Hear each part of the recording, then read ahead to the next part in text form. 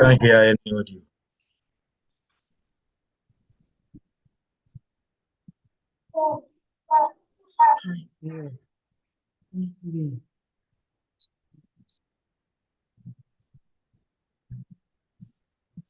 Offer online and physical classes. Our pass rate have been higher than the global pass rate in all but one of the last 18 run of classes we have had over the years. At First Quartile, we also adopt a mentoring system to guide candidates through their journey to earn the CFA charter. At First Quartile you get a chance to network with many industry experts. Visit our website or call 0817-607-4526 for further inquiries. Hello, are you looking for a CFA preparatory school? A tuition to help with your pursuit of the highly prestigious CFA charter? If yes, then First Quartile Professionals is perfect for you. You can join us from any part of the world. We offer online and physical classes. Our pass rate have been higher than the global pass rate in all but one of the last 18 run of classes we have had over the years. At First Quartile, we also adopt a mentoring system to guide candidates through their journey to earn the CFA charter. At First Quartile you get a chance to network with many industry experts. Visit our website or call 0817-607-4526 for further inquiries. New Frontiers Learning is the #1 tuition center for the CFA exams in Nigeria. Our founders went through their CFA journey with little or no support of any kind. However, they vowed to turn into reality the dream of every CFA candidate earning the CFA charter, irrespective of their backgrounds, finance and non-finance alike. It is this commitment to support our candidates that influences our engagement of a world-class faculty, partnerships, scholarship and discount offers, our online learning management system, and so much more. Our clients' outstanding results across all levels of the exams every year attest to the quality of our top-notch physical and online program in the last 10 years. That's right, we have been impacting the industry for 10 years and have supported about 2,500 professionals in that time space. Register with New Frontiers Learning today.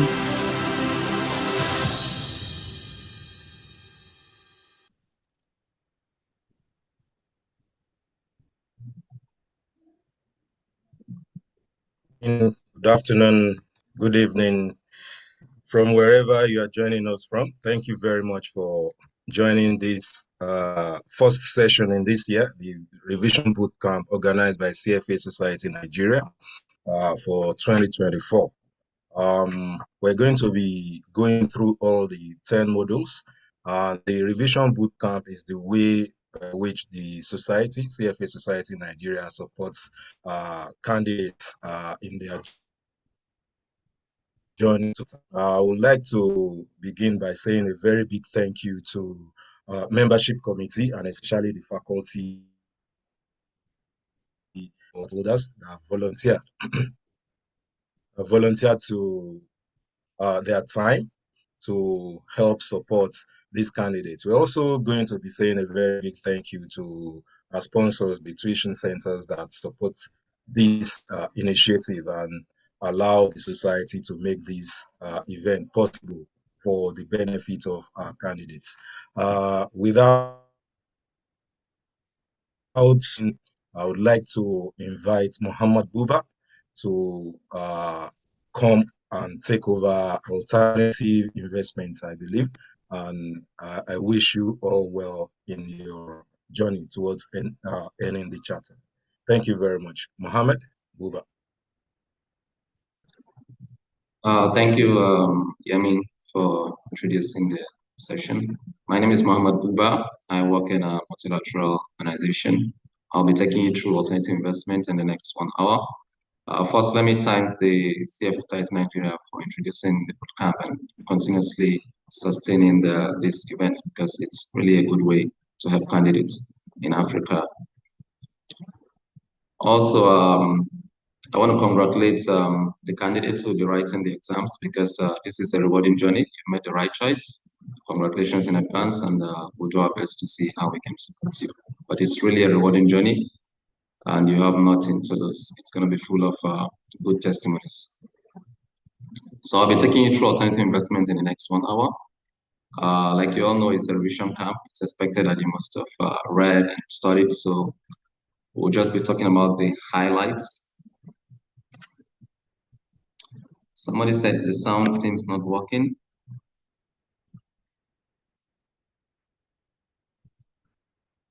Can you hear me now? We can hear you. Please go on, sir.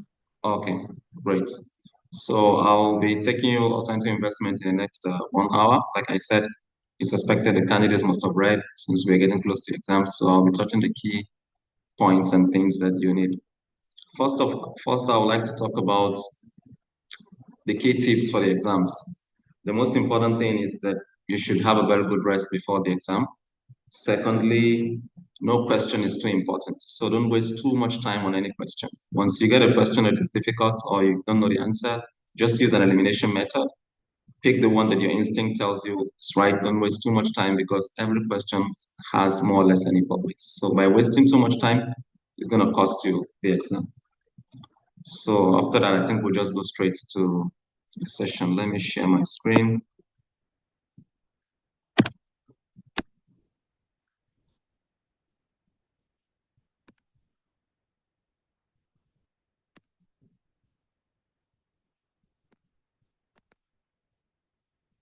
Okay, alternative investment, like we all know, it's any other investment other than cash, bonds, and stocks. So any other thing that is not cash, it's not bonds, it's not stocks, alternative investment, it's always called non-traditional investment. So why do people go into alternative investment? It's simply because there are certain goals that you want to achieve that the traditional investment cannot give you. Like you want to do investments like short selling, where you borrow a stock you don't have and sell it in the market. You can't get that with traditional investment because they're highly regulated. You also want to earn what we call the alpha return, because you believe markets are not efficient. You want to do leverage. You want to engage in derivative transactions. You want to have direct access to real estate, to infrastructure investment.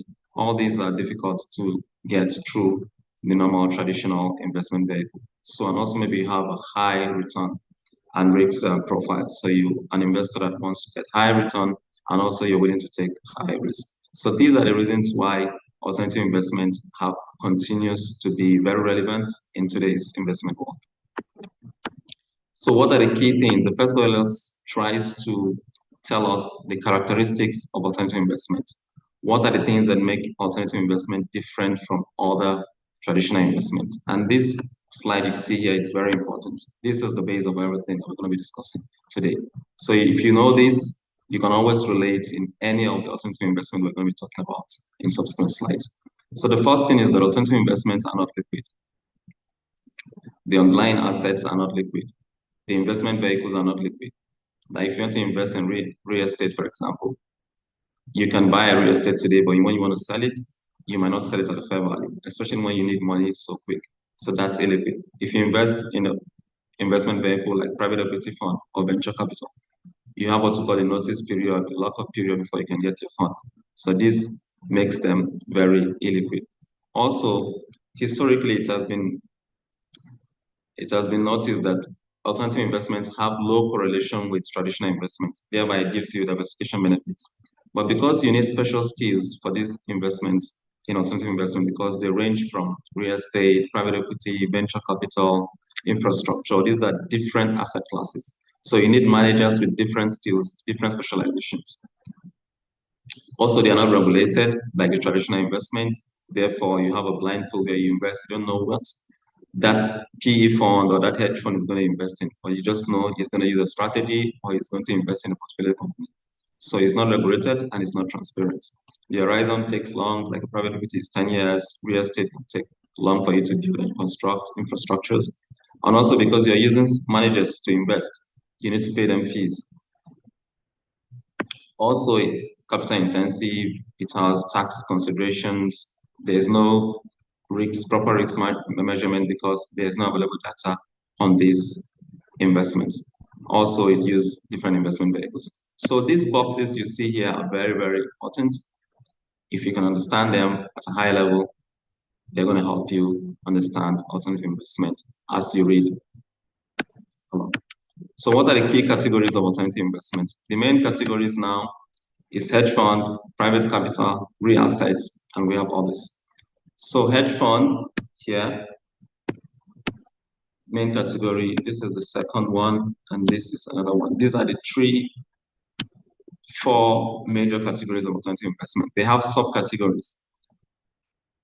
Hedge fund on its own, private capital is now private equity and private debt. It used to be private equity, but because private debts are becoming more and more accepted in the market, given that investors are becoming more sophisticated, they want high returns from different sources. Private debt is becoming more common. Also, we have the real assets. The real assets have natural resources, infrastructure, and real estate. Under natural resources, you have farmland and timberland. So others is the most new of the family is what we call a digital asset, which we're also going to be talking about, the cryptocurrencies, digital ledger technology, which is the in thing today in the investment world. So having said this, I would like us to answer a few questions and to test our understanding of this first LOS. So just type in your questions in the chat box, your answers in the chat box to let me know if you're with me. Thank you.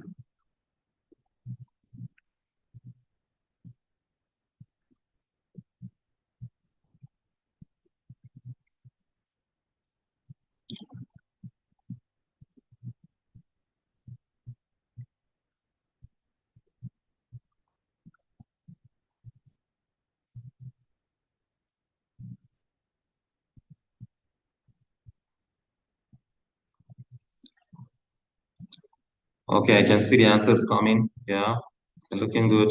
6 and 7.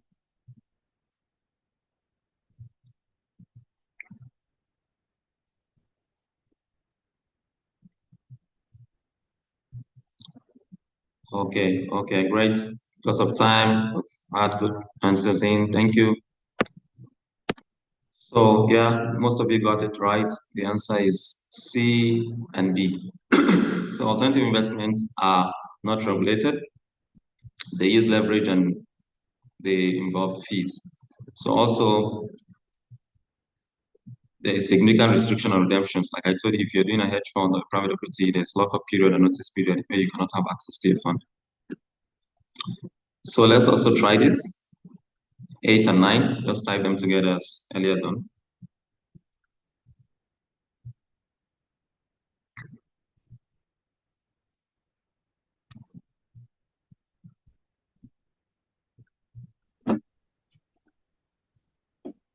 Bye.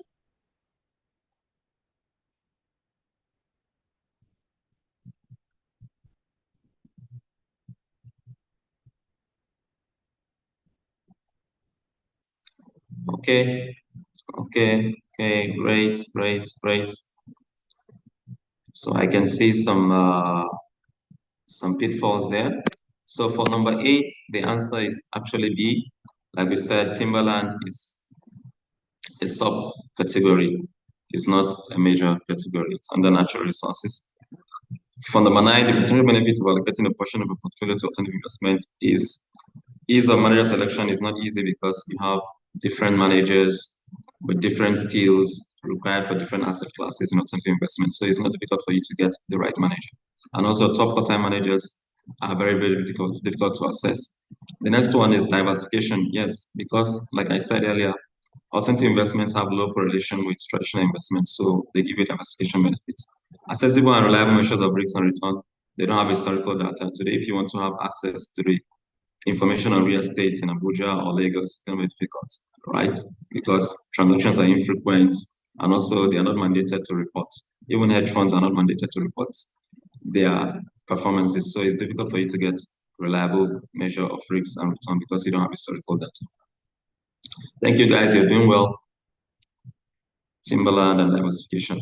So the next thing is about the forms of investment and alternative investment. We've talked about these investments, their benefits, their categories. Now I want to talk about how do we get involved in these investments. So the forms are actually three. The first one is the fund investing. The fund investing is simply you go into investing with a general partner. The general partner floats the fund. You have an LP. LPs are always the investors, while you have the general partners who are those who manage the fund. So this is the manager of the fund. These are investors, right? So you have three ways to have access to this investment. You either invest in a pool of funds. This pool of funds is managed by the GP. You pay him fees, both management and incentive fees, and he invests in different investment, 1, 2, 3. Depending on if it's a hedge fund, he uses a strategy. If it's a venture capital or private equity, he invests in private companies, right?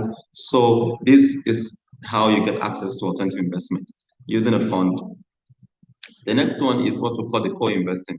The co-investing has a feature where you have an investment in a fund, you invest in a fund, as well, you invest directly in a portfolio company. But you don't do this without the help of the general partner.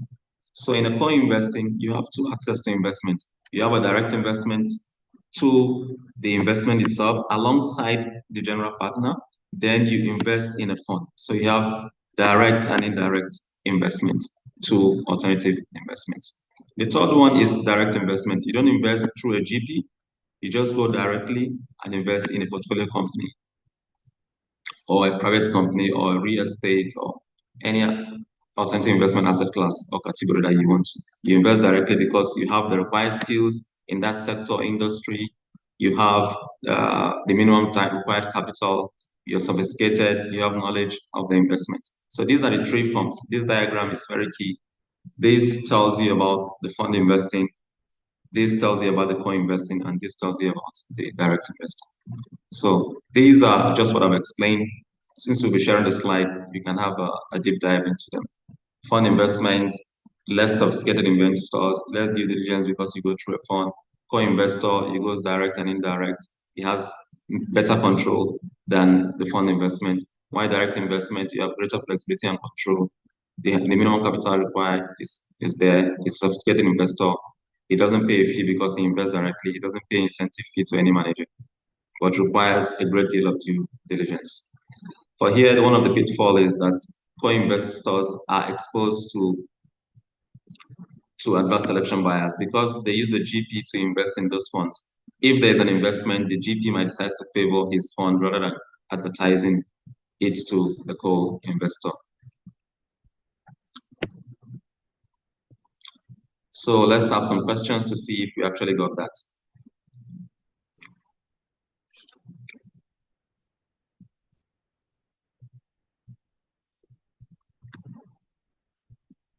So we have 10, 11, 12.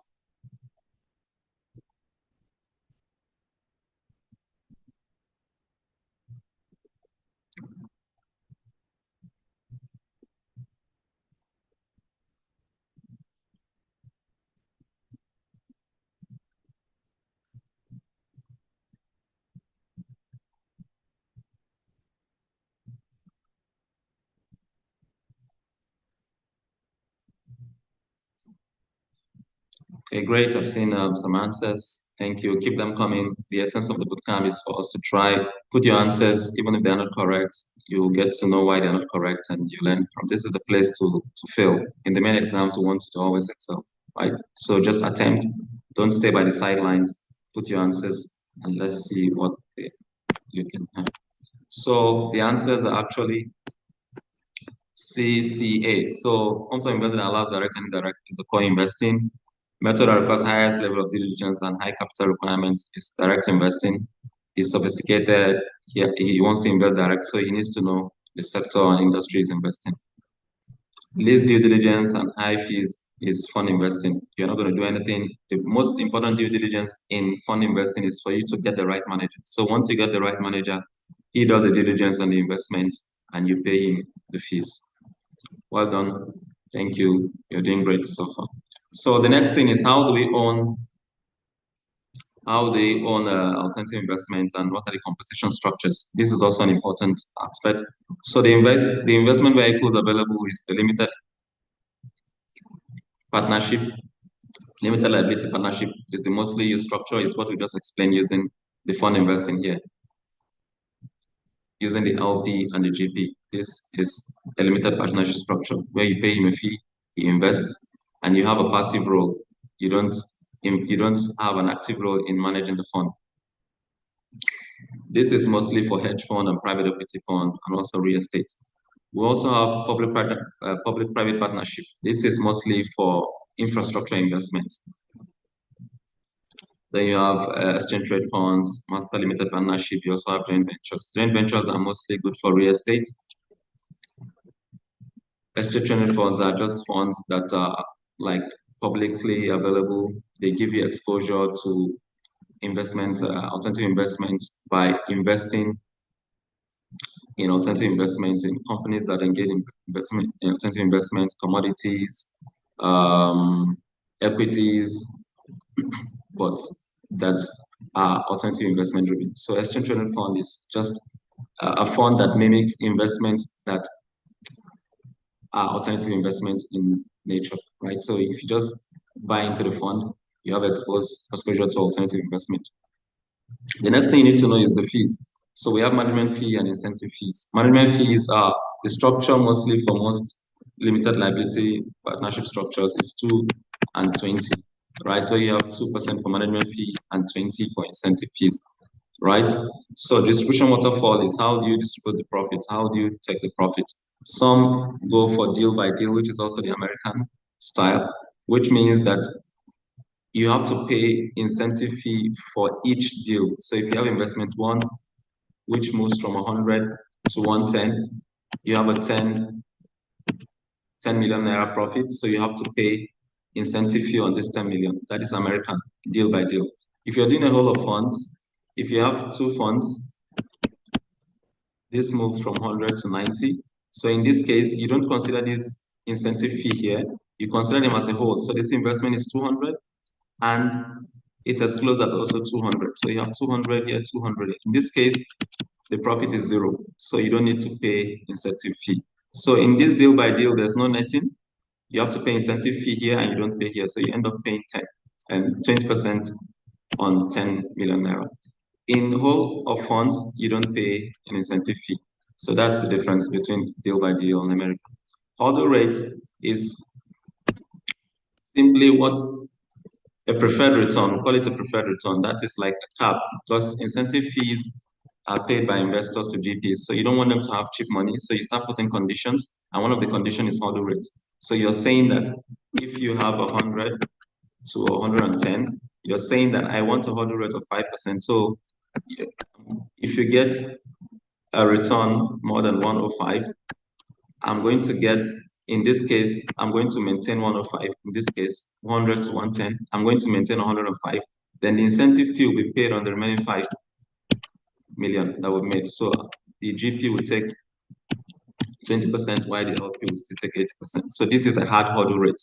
You're only paying incentive fee on the excess of the hurdle rates, 100 to 110, but you're paying incentive fee only on excess of what? 5%, for example, hypothetically on this. Soft hurdle rate is saying as long as you meet this hurdle of 105, the incentive fee will be on the complete 10 million. So it's going to be like this, 0.2, 0.8. So this is better for the GP and this is better for the LP. I hope I'm communicating and we're together. The catch-up clause is just simply trying to ensure that the 80-20 principle is maintained in that regard, especially when it's a hard hurdle. So if you have, sorry.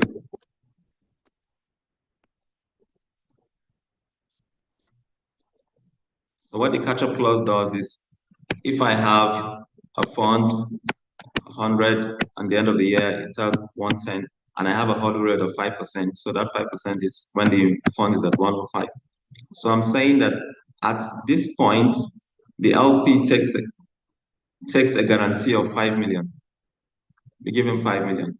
But because we also want the LP to benefit from that, then we'll assume that this 5 million is 80%. Then we'll look for the 100% of that fund and give the LP 20%. So what you do, there's a simple formula you can use, is just you say the share of profit of the LP, which is 20% most times, then the return of the GP, the hurdle rate return, which is 5%, divide by the share of profit of the LP. So this 5 million divided by 0.8 will give you the 10% return. Then you take the 20% of it. That will give you the value for the LP. Then you add that, let's assume it's 1. So you have 106 paid. So the remaining 4 million out of this 10 will now be shared 20/80. So what it simply does is ensuring that you still maintain the 20/80 principle. I hope that's clear. If not, you can send your questions in the chat. You can take that. So the clawback provision is, it allows LPs to take back profits earlier earned by GP. This mostly happens when you have a situation whereby you have a private equity fund and the fund starts very well, but by the end of, before it exiting, the fund performs poorly. So in that case, it means that if you start an investment, hypothetically the same example, if you start an investment in year 1, it's 110, and in year 2 or 3, it's now 90. Okay, Emmanuel is raising his hand. Okay. Maybe you can just type so that we don't take too much time.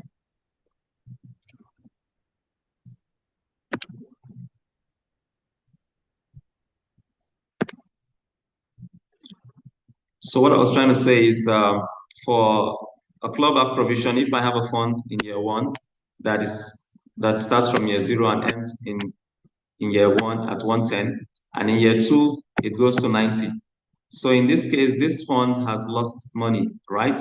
But if I had paid a fee here, I would have paid the GP and the LP out of this 10 million, I would have paid them 2 and 8.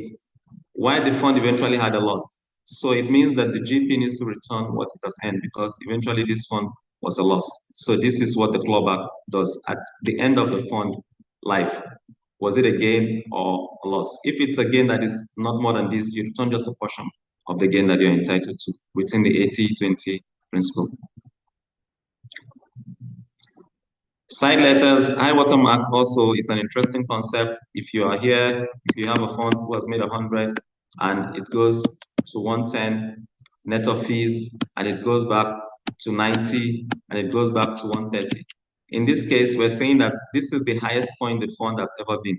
So at this point, when you want to calculate the return, you don't say 130 minus 90, you say 130 minus 10. So the excess incentive return is going to be 130 minus 110, 20 million naira. So not 130 minus 90 because the investor, the general partner has moved the fund from 100 to 10. This is his best performance so far. So you're not going to pay him for this performance. You have to pay him for a performance that exceeds this high water mark. That is just what a high water mark is trying to explain. Okay.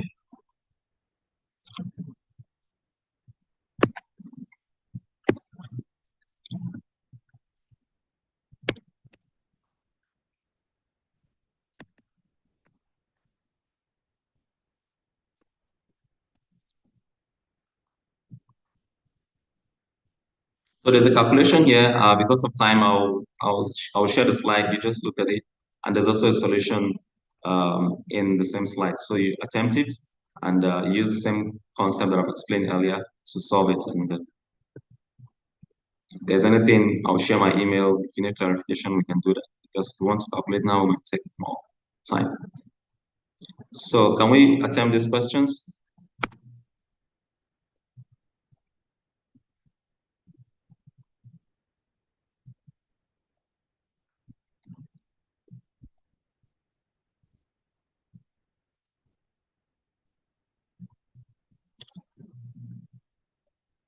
Okay, Eretiola talked about the catch-up clause. So what I was trying to say about the catch-up clause is simply trying to accelerate the return for the GP. I'm saying if you have a hard hurdle of, let's say, 5%, if you have a hurdle rate of 5%, and the investor has already made, the GP has already made the fund from 100 to 110, right? So this is already 10% return. But because you have a hurdle rate, the GP is entitled to immediately have a 5%. So the remaining 5% will be shared 20 and 80 principal. But in a catch-up, there's a hard hurdle. In a catch-up, we're saying that we assume that this 5% is 80% of the return. And so how do we pay out LP? How do we pay the LP as 5%?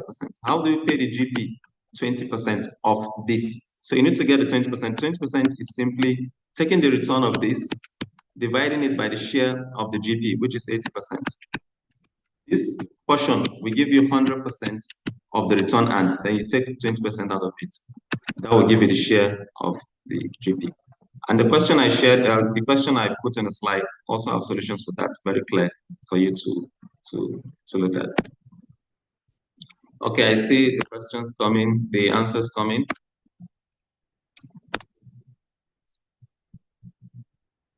Yeah, whole of funds, and also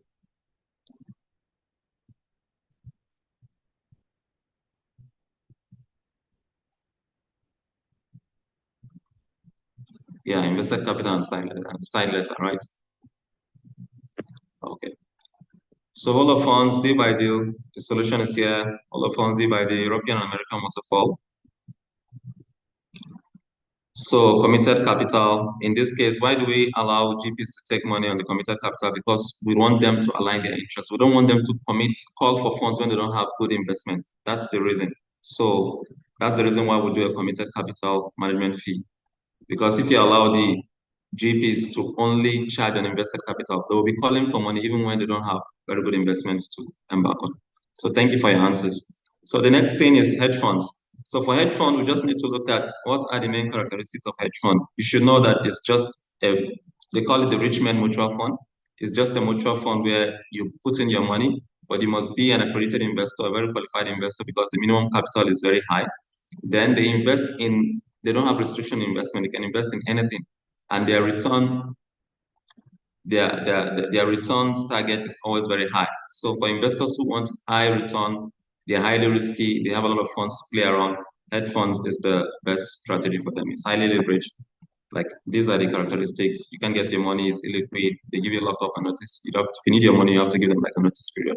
What are the benefits? High return, diversification, arbitrage opportunities, and also you can also have a zero exposure to the market. All you look at is just going long, short in positions, neutral, and you can make money even if the market is losing money, as long as the stocks you've selected to go up went up and the stocks you selected to go down went down. So you'll make money even if the market is going down generally. There's no persistence return. There's no data available because they're not mandated to provide you to report their performances. Another part of hedge funds is the funds of funds. The funds of funds is simply, instead of you going direct to a hedge fund, you don't have that capacity. So the fund of funds give you that window, right? They create a fund where they invest in different hedge funds. Hedge fund 1, hedge fund 2, hedge fund 3. Why you as the LP is here? So you give them your money, they invest, you put your money here, they invest in different hedge funds because you cannot go direct because of the cost involved. So, but also they have double fee because you have to pay them a fee here and they also pay the different hedge funds fee. So they give you access, easy access at low cost.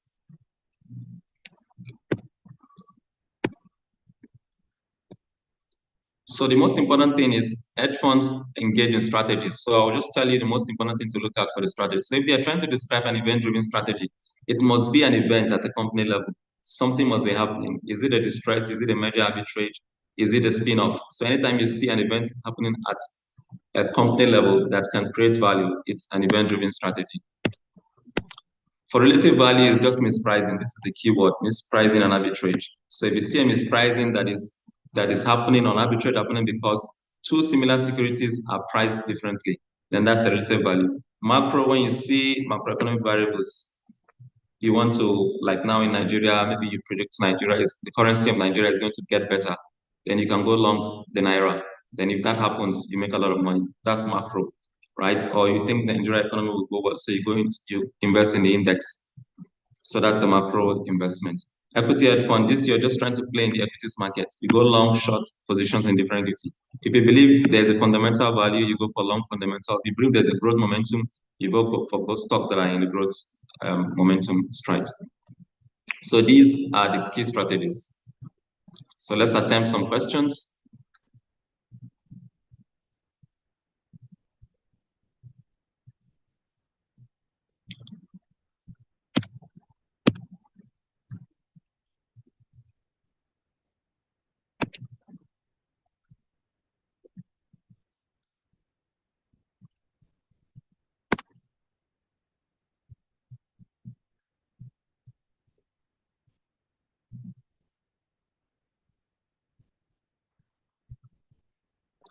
Okay, so for 13 is convertible arbitrage because the perceived mispricing is between stock and bonds. Same company, go long and short the stock. You go long the bond and you short the stock.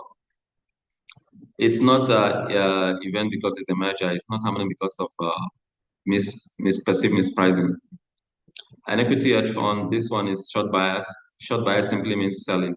So if you believe a stock is overvalued, the next thing for you to do is to take a short position on that. So the answer is C.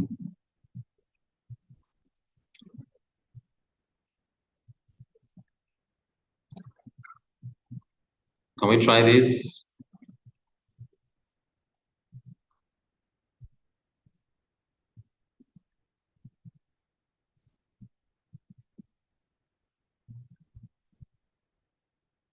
So I've talked about this fundamental growth. And why do we engage in hedge fund? It gives us return and also it gives us diversification benefits, right? So these are the answers. So now we're going to private capital. Private capital is simply two things. You're trying to invest in a private company or you're trying to invest in a private company either through equity, either through owning a share, or also you're trying to lend them money through private debt. So we start with private equity. So private equity is simply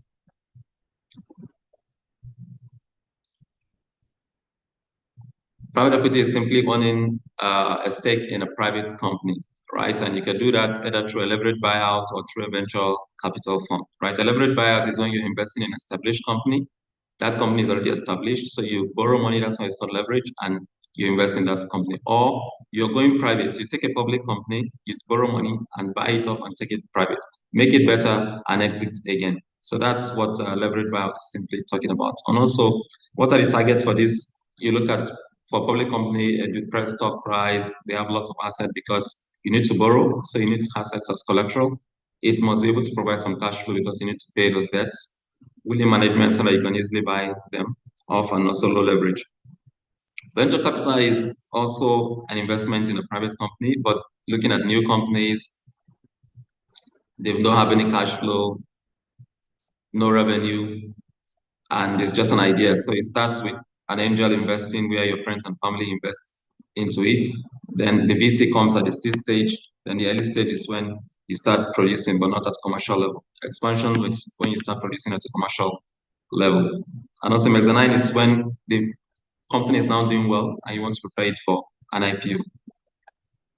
Development or growth capital is simply when you want to invest in a public, take a minority stake in a private company or a public company because you want to make some active, you want to be able to have like say in that company and you can take it over, make it private and also sell it again. So these are the key things here. The slide will be shared. I just try to make the slide as summary as possible so that you can read them and just pick the most things for your exams, right? So for VCs, you have also vintage diversification. Vintage is the year at which you invest in those VCs. So you have invest in private company when the economic cycle is good. Then you invest in an early company that is going to go well because if things go better in the economy, the company also goes well. You're going to make a lot of money. Then also, if you feel that the economy is going to go down, then it's better for you to invest in a company that is in distress. Yeah. So high business risk. in venture capital, there's no revenue, there's low cash flow because it's just starting and it has low correlation with traditional investments, so it gives you diversification benefits. I've talked about this. So the exit strategies is how do you now exit in a private equity? Because for every investment in private equity, your main aim is to exit. So if you're doing a trade sale, it means maybe like WhatsApp buying Facebook, that's a strategic sell. You're going for initial public offering. There's a new one called the Special Purpose Acquisition Company. This is simply a public company that is set up, registered, but waiting for a private company that is ready to go public and acquires it. So it's a new form of exit strategy, and it's very profitable because it gives more disclosures about the company. It has flexibility in the trade, and you know about the company before time. They give you a lot of time to know, look at the company, understand their potentials, and the valuation is always fixed. The capitalization is just changing the capital structure. You have a stake of 100, maybe 80% in a private company. You can sell 20 just to pay yourself back and introduce debt into the company. Private equity give you higher return, higher risk and moderate diversification. And also the corporate life cycle of each investment affect the risk, return, and execution. A venture committal is more risky, a leveraged buyout is less risky. So those are the things we're trying to talk about here. So private debts are simply just investing in a private company, but through borrowing. You're lending them your money, right? It's not like a bond that is issued publicly. It's a private debt. You want to borrow a company that is private, you want to give them debt, right? So the first one is direct lending. The most important thing in direct lending is senior and secured. It means like a loan, they will need a collateral, right? You can also invest it through using a fund. Like you give a private debt fund, you create a fund and you invest in private companies by lending them money, right? The yield is high, but it has a lower risk compared to other sources of financing. And the reason is this. The reason is simply because it's collateralized. So the more a lending is collateralized, the less the risk. So that's why direct lending is less risky to mezzanine. Mezzanine is more of a capital structure thing. It's if you have senior here, you have common equity here, then you have a mezzanine funding here. This mezzanine funding is close to the common equity, and they give you features like warrants to be able to convert to private equity. So it's more risky than a senior secured debt. Venture debt is also when you borrow a venture capital money, but that venture capital must already have like a venture capitalist investment in it. So private debt fund can borrow them money. It's used to maintain ownership. The owners of those companies don't want to dilute their equities, so they prefer to go for a debt. It also can be converted to equity for you to enjoy. Distressed debt, we've talked about them. So another interesting aspect of this is the unitranche. These are CLOs, it's just putting up loans together and issuing you do this in fixed income, asset-backed securities, it's just like securitization. You're putting all the loans together and also issuing a new type of debt. Unitranche is also interesting. You have both senior and subordinated, that is your senior secured and also subordinated loans. So you have these two loans, but you put them together, you issue a single debt with a single rate. So infrastructure debts are simply debts for infrastructural purposes. So these are the key highlights for private debts. They are risky. They depend on the capital structure. Their risks also depend on the capital structure and also how collateralized they are.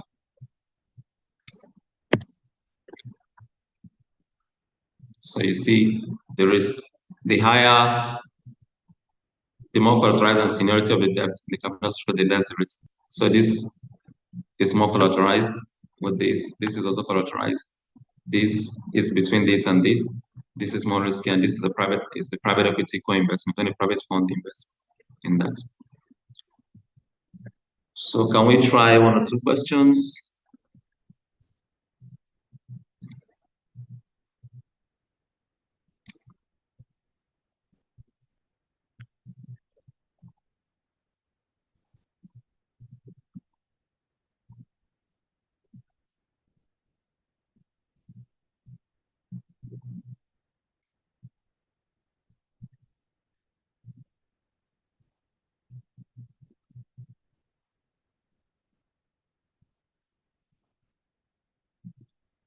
Okay, good. Keep them coming.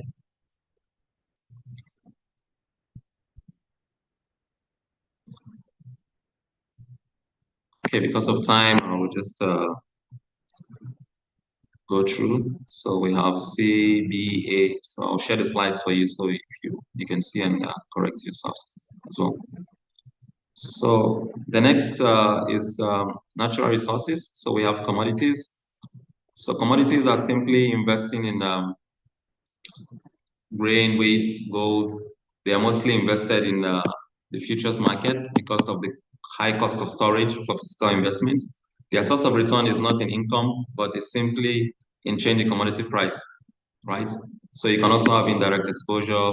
The most important risk return objective is diversification benefits because of the low correlation with and also inflation hedge.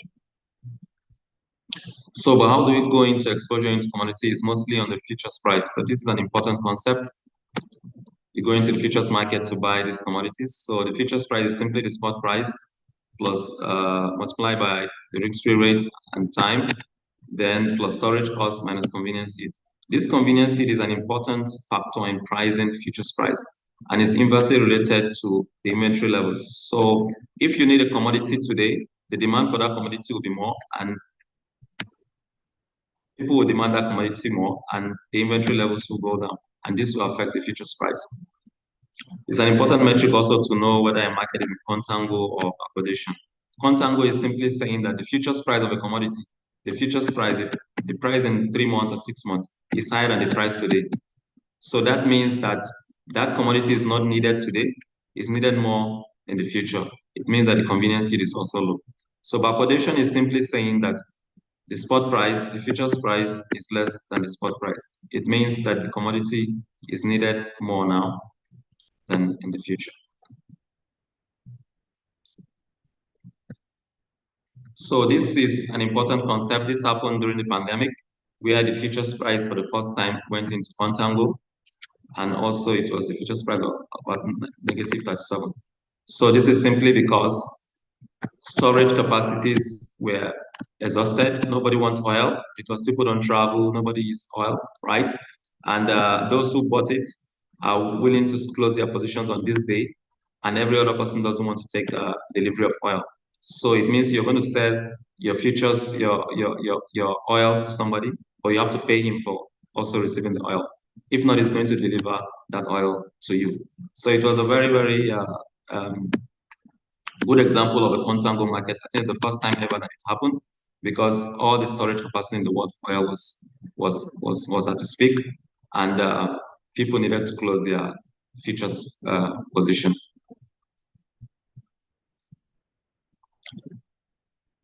So I'll send you the slides. You can look at the questions. I see we're running out of time. So now we'll look at timberland and farmland. Timberland and farmland are simply also natural resources, but what they talk about is simply they give you income and capital gain future because you can sell the lumbers and also you can sell the land itself. Low correlation with traditional investment is an important factor for them. They have flexibility for harvest. While farmland give you the same income stream, the same return drivers, but they don't have flexibility of harvest, but they have rotational benefits. This also gives you ESG benefits because of the call for a carbon, a less fossil environment. So this is also another screenshot from the curriculum, very good for you to look at. It will give you a more detailed idea as to the difference between land. Land has more of real estate future compared to these other two.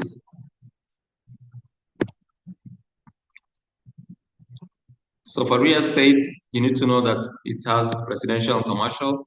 Residential is more dominant in the market. It has the largest share of the market. It gives you both equity and fixed income future. It means you can sell the property or you can have lease rentals from it, right? That's the same thing as income on this. Yeah, it's illiquid with the exception of REITs. High transaction cost. You need to understand the market. It gives you inflation hedge. And because it has poor historical data, the returns are always smoother because of understated volatility. Then the direct investment, you can invest directly by owning a house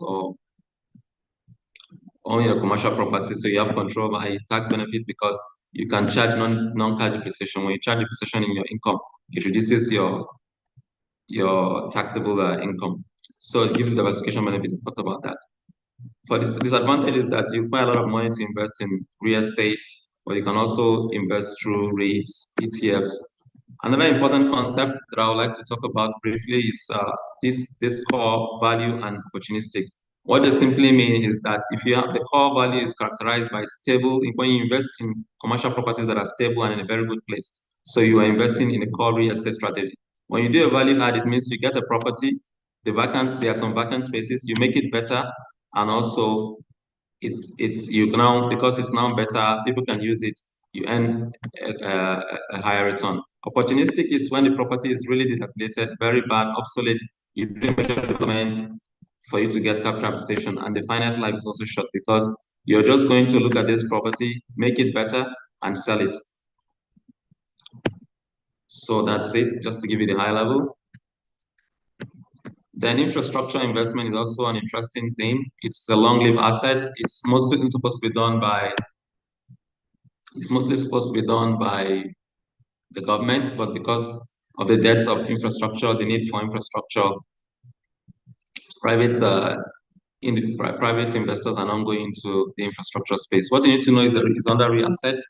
Is also the benefit is that it gives you it helps you to match your liability interest rate hedge, diversification, and also inflation hedge. These are very important for infrastructure. You also need to know the category of infrastructure from an economic point of view and also from a state point of view. Brownfield is simply a new investment. It's completely new, and it has high potential for growth.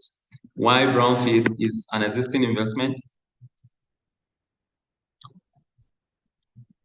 Okay, greenfield gives you high potential for growth. Brownfield is an existing investment where you have stable returns and little risk. But for greenfield, it gives you high potential for growth and little yields in the current time. So geography, it could be international, it could be domestic. The forms of investing, you can invest directly, it involves a lot of capital. And you can also do what we now call the BOT, is the most, one of the feature of the infrastructure investment. So you build it, and you operate it, and you transfer it. So this is a new feature of the infrastructure investment. So you build as a private individual, you operate it, you make some money, and you eventually transfer it to the government. So you can do that. So it has other risks like regulatory, construction, and demand risk. So another thing is, this is the new baby in the block, the digital asset. Because of time, I will just run through it. Digital assets. So the digital asset is simply the two major ones are the cryptocurrency and the tokens, right? So the cryptocurrency is the Bitcoin. The difference between the Bitcoin and other coins is that for the Bitcoin, it serves mainly as a medium of exchange and store of value, right? While for other of these coins,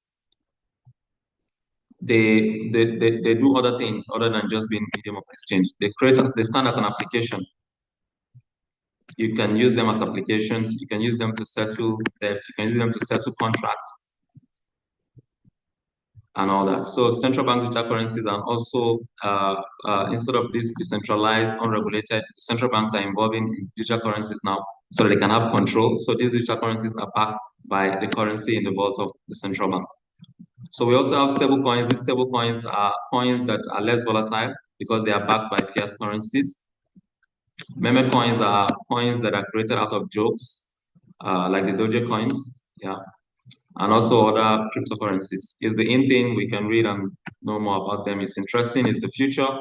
Just like you see the gold, paper money taking over from gold, we are looking that in the future, cryptocurrencies will take over the paper currencies. So it's something investors need to know, especially CFA holders and potential CFA traders like yourself in the future.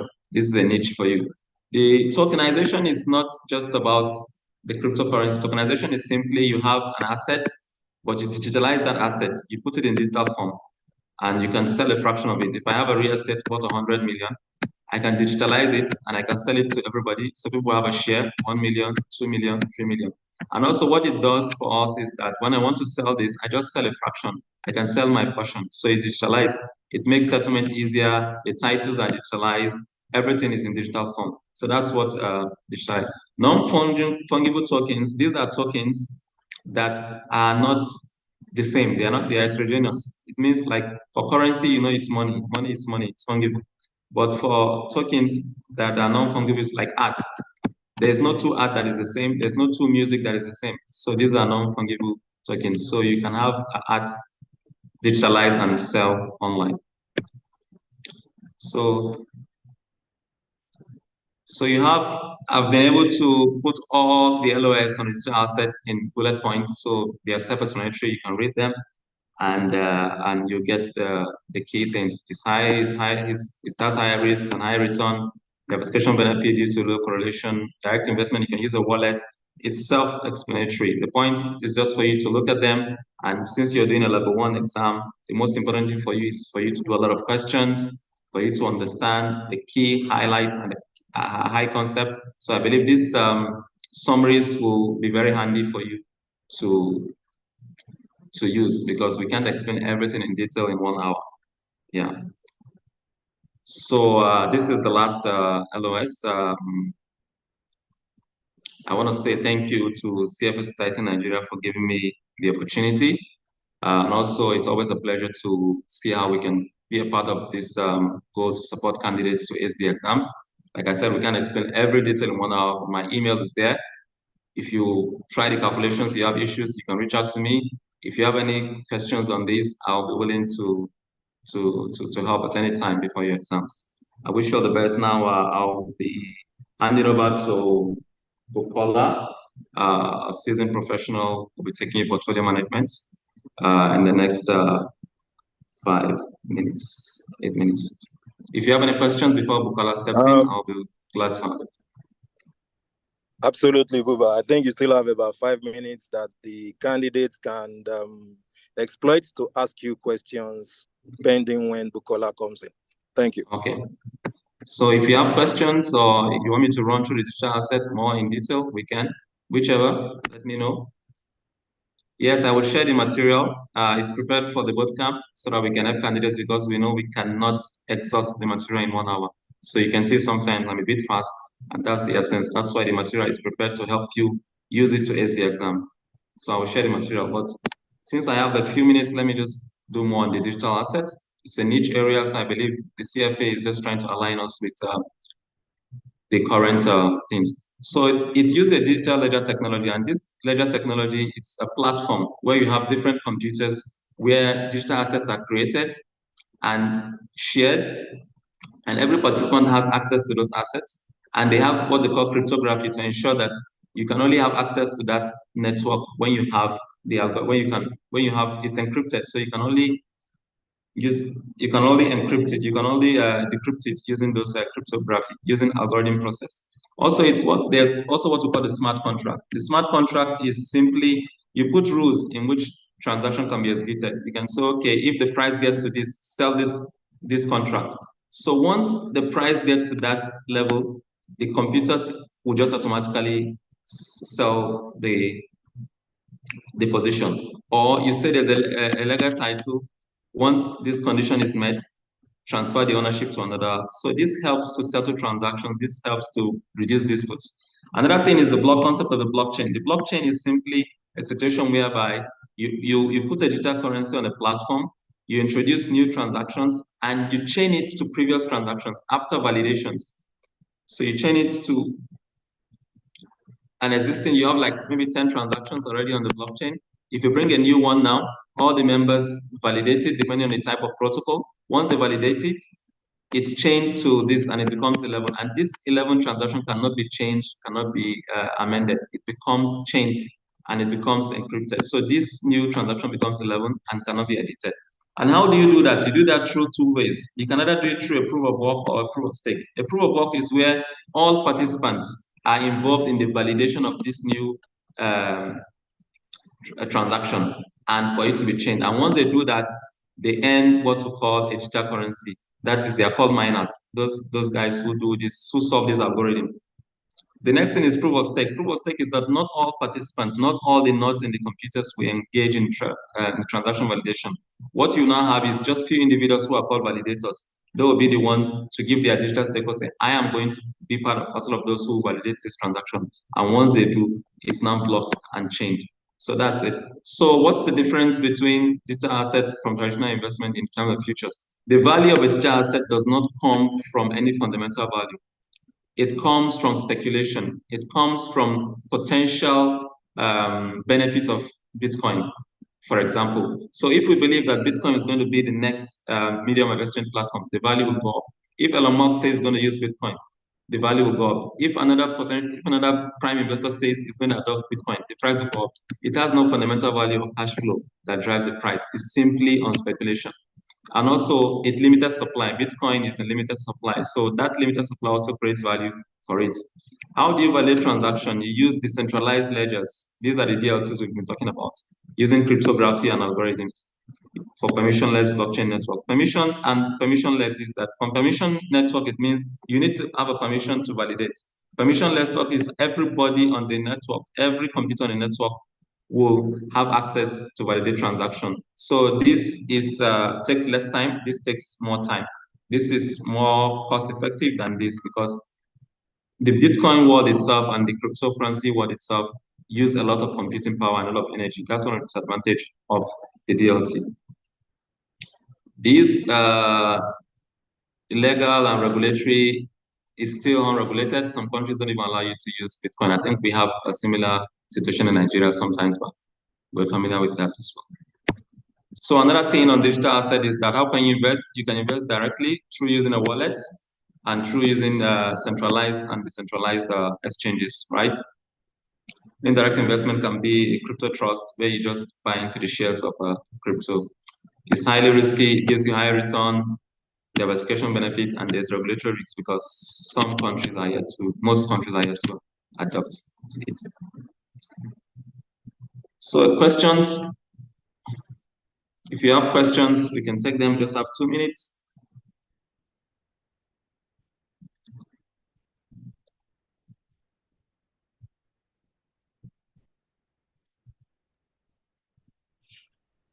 Thank you so very much, Muhammad Buba, for taking this very important session on alternative investment. Muhammad Buba is a veteran. He's always been helping us out on this with this model, especially. We look forward to other boot camps with you. Thank you so much. At this point, I would like to invite Bukola Akirele for portfolio to come and take the next module. Muhammad, thank you very much for your service. Thank you. All the best to the candidates. Thank you.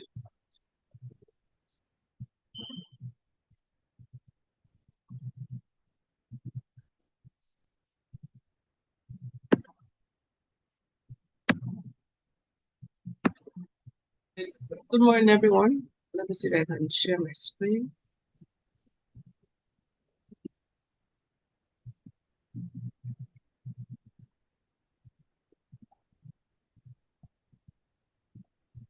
Okay.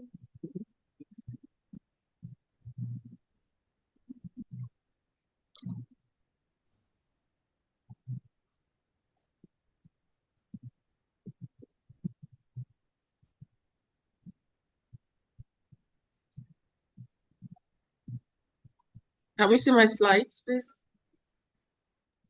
Yes, ma'am. Good morning, everyone. Yes, my name is Bukola Akirele, and just spend the next 1 hour to rush through the portfolio management within 4 level 1. You know that it's not sufficient for us to go through everything, but what I want just to do is just bring out the salient points and just review 1 or 2 questions. I can have 30 questions on my slide just to drive home what we need to know. Actually, have about 5 readings or 6, basically. So I'll just run through each one of them to see what the society require of us to, the institutes require of us to know for the exam. So for the first reading, talking about the overview of the portfolio management, what we need to understand the reason why investments has to be held in a portfolio approach vis-a-vis that of silo approach. The basic thing that you need to note here is the diversification benefits, which allows you to be able to hold your assets in your portfolio different assets that have low correlation with one another, so that you will be able to achieve the same return you have as you would have in a silo, but with a reduced risk. So what having your investment in portfolio does is for you to be able to reduce your risk and to spread your eggs across different baskets, so that if one basket breaks, the other basket will still hold on to give you return. As against when you have just one stock, if that stock crashes, everything you have crashes. And the most important thing that you need to note under this is correlation amongst the asset classes. Because you see someone having 5 assets in the same industry. That is not a portfolio. That is still a silo investment. So, for instance, if Hypocollar decides to go into the stock market tomorrow, and I call my broker to say, oh, buy me stock of 5 different banks, believing that the banking sector is doing well right now, as good as someone holding the stock in just one bank.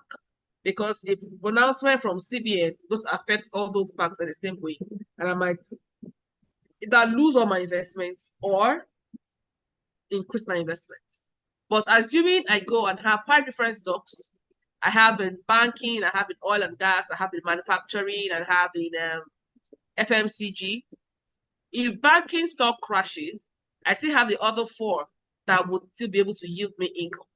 So that's why I would say that you have to hold your investment in the portfolio, and you have to actually take note of the correlation between the asset classes. Okay, so under this you have different kind of investors, and I want you to note majorly the institutional investors that we have.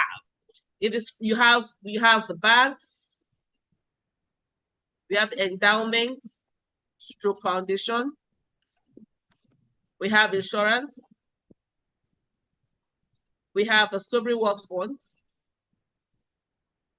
Which one again do we have? There should be one more. All right. What you need to know about these institutional investors basically is for you to know what their risk tolerance is, their time horizon, for you to know the kind of investments they will hold. Like for banks now, they will tell you banks have a high liquidity need, because the deposit banks, people come to the bank every time to come and ask for their funds back. So the banks cannot just invest their money in long-term investments, because the owner of the money can come back tomorrow to say, I need my money back.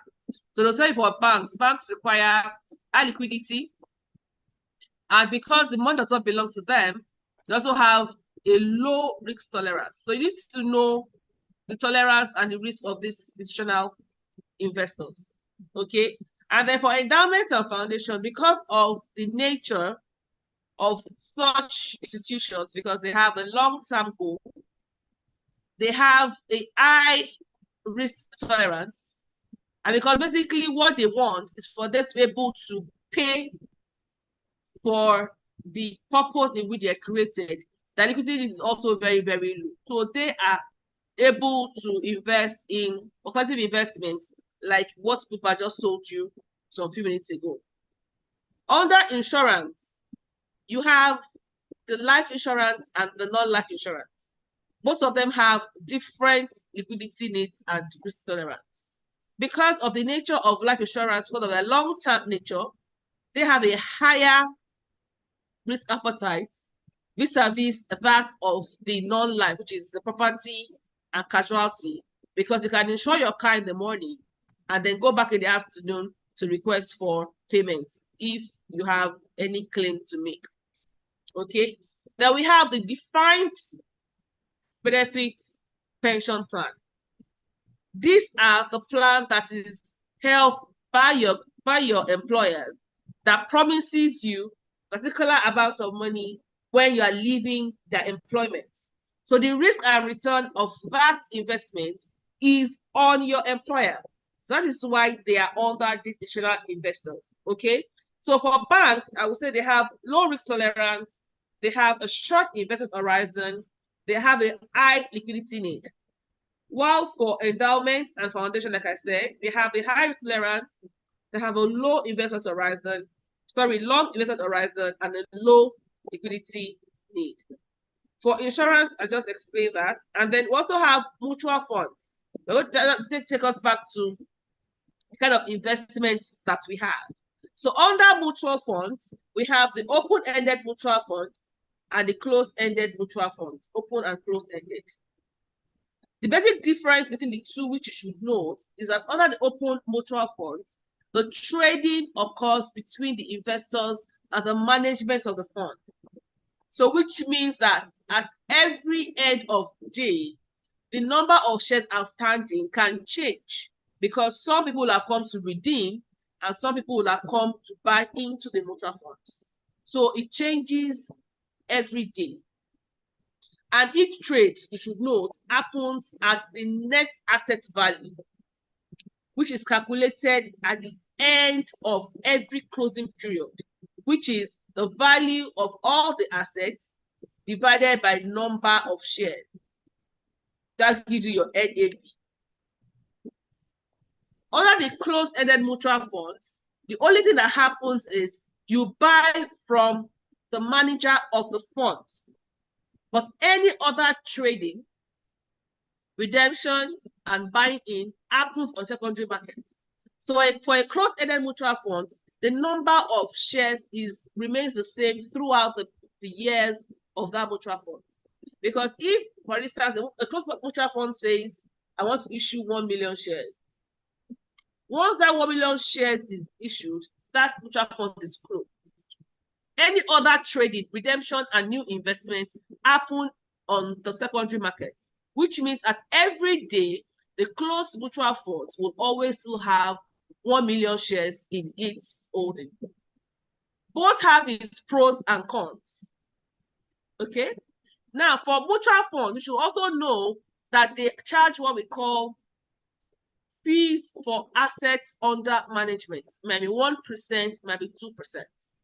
So when it comes to the fee part, we have what we call the load fee, a load fee fund, and a no load fee fund. Very different between the two is under the no load fee fund. After you pay the fee for asset under management, you don't pay anything again for either buying or selling your mutual fund shares. But when you have the loaded fee, that means aside from you paying that 1% AUM, you might also be charged either for buying or for redemption. So note the difference between the two of them. So under the mutual funds, you have mutual funds that are issued for different kinds of different kind of assets.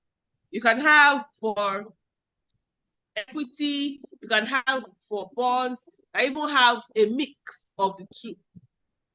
Then another kind of pooled investment that we have is the ETF, which is called the exchange traded funds. This has both the qualities of both an open-ended and a closed-ended fund. In redemption of that ETF is similar to that of a closed-ended because you trade on the secondary market. But the pricing is similar to that of an open-ended because they try to make the price not to deviate too much from the NAV. Now, a closed-ended fund can be traded at any amount depending on what secondary market is offering you. While for open-ended, like I said earlier, it's only traded at the NAV.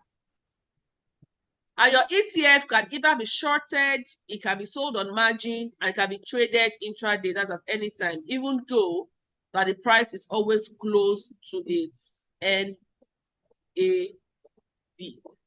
Now, the amount required to enter the ETF is lower than that of the mutual funds, and they also pay brokerage.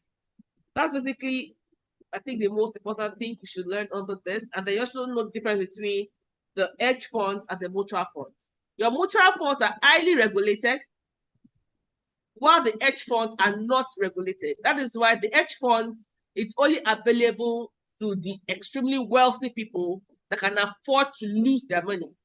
While the mutual funds is highly regulated because it's sold to the public, while the hedge funds are not sold to the public.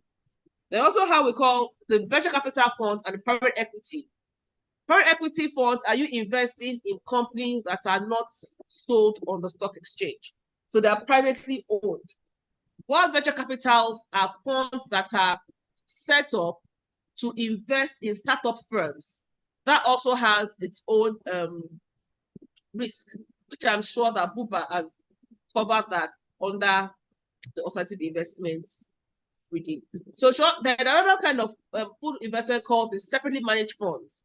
These are for the extremely rich people. For instance, someone like the manager of someone like an Elon Musk or a Mark Zuckerberg might not necessarily take any other clients up, because the asset under management of these individuals is much more than probably what a mutual fund that has 1 million subscribers have. So separately managed funds are funds that are managed strictly for individuals. So which means that the risk and the return objective of such funds will be matching that of the individuals in which they are being managed for. If you can ask questions if you so desire in the chat room. I would get to it. Okay. So basically that's what I think I want to bring out here. And then also, before you start investing for anyone, you need to understand your clients. So that is why when we talk about portfolio management process, we have 3 steps. We have the planning step, we have the execution stage, and we have the feedback stage. Under the planning stage is when you talk about the IPS, investment policy statement, in which you get to know your clients, where its risk and return objective will be stated, and all its constraints will also be spoken about. When we talk about constraints, we're talking about time horizon, tax, liquidity needs, unique circumstances. So all that needs to be meted out. It's after you have done that, now go to execution. Because from what he has told you, be able to now know the kind of asset allocation you should give him for him to meet his objectives. And after you have set out the asset allocation, then now go to security analysis to determine which securities are you to pick for that asset, and then you construct your portfolio. After which you have constructed your portfolio on an execution stage, we now go to the feedback stage, wherein you now check the performance of the portfolio that you have constructed, whether it is meeting the objective of your client or not. If it's meeting the objective of your client, good. If not, you go back to the drawing table, try to tweak 1 or 2 things to ensure that you try to meet his objectives as much as possible. I'm not going to talk about individual investors because all of us are unique in our own ways. So it cannot be generalized, because different people invest for different reasons and for different time period, and we all have different tax concerns and also unique considerations. So we're going to go on to the next topic. Before we go on, let's just look at 1 or 2 questions and then we move on. So you can just drop your answers in the chat room.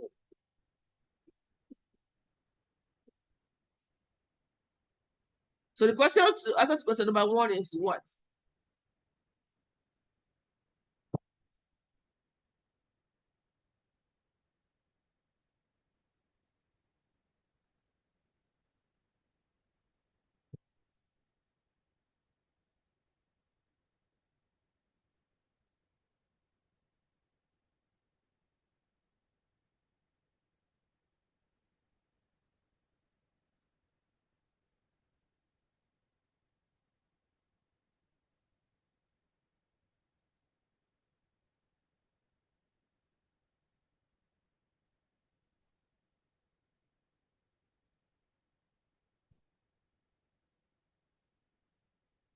Thank you for those that got the answer right. The answer is A.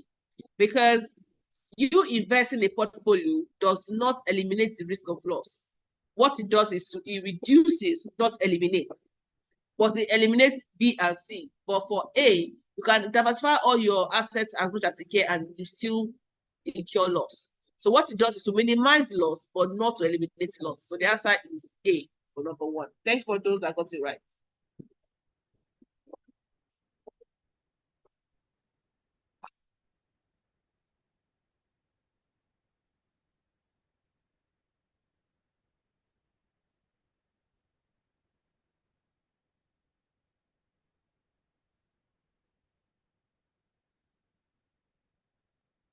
Yeah, thank you. The answer is C, because banks have a short-term horizon and they have high liquidity needs.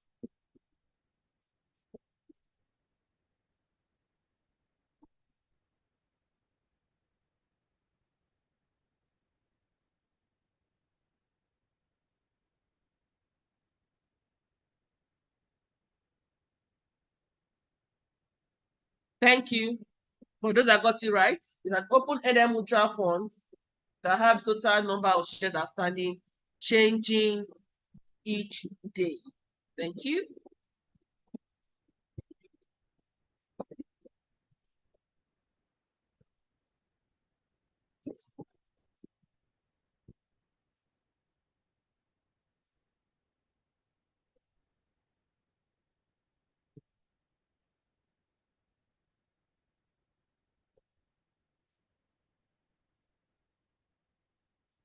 Yeah, the difference between the hedge fund and the mutual fund and the hedge fund is because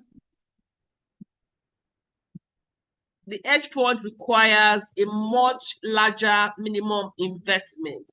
Like I explained when we started, I said it's for the rich. It is not regulated. And I'm sure that Buba spoke about it in alternative investment. It is not liquid. So it's not traded throughout the day. So the answer is A. For those that picked B, the stringent reporting requirement is for a mutual fund and not a hedge fund. In fact, hedge funds tend to be the black sheep or the black market in investment. So they have little reporting requirements, while the mutual funds have a more stringent reporting requirements. Thank you for those I've answered. So let's go to second reading. I talk about the basics of portfolio planning and construction. This talks about the IPS, which I already said earlier, that is a starting point for any portfolio management process, because you cannot start to manage somebody's portfolio if you do not understand who the person is. Okay, because that is the difference between us charter holders and the olden days stockbrokers. Because I remember then when I was still very small, I'm still very small.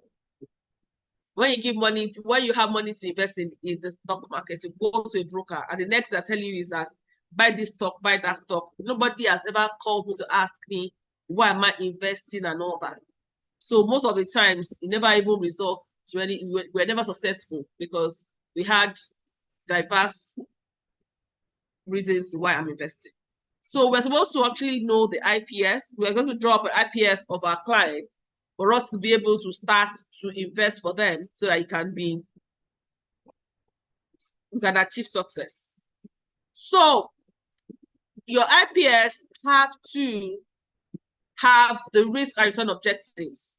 And these risk and return objectives can either be stated as absolute or relative terms. Absolute means I'm giving you a figure. Relative means I'm telling you that I want the risk or return of another thing. I'm comparing it to another portfolio. And under this, you're able to explain between the willingness and ability to take risk. Now, the difference, when you read stories, you realize that they're kind of similar, but they're different. The willingness for you to take risk is talking about your psychological development, your belief, your attitude towards risk. That is what willingness is talking about. while your ability is more of a quantitative factor. Now, the ability to take risk would increase with with your time horizon. The longer the time you have to invest, the higher your risk tolerance is going to be.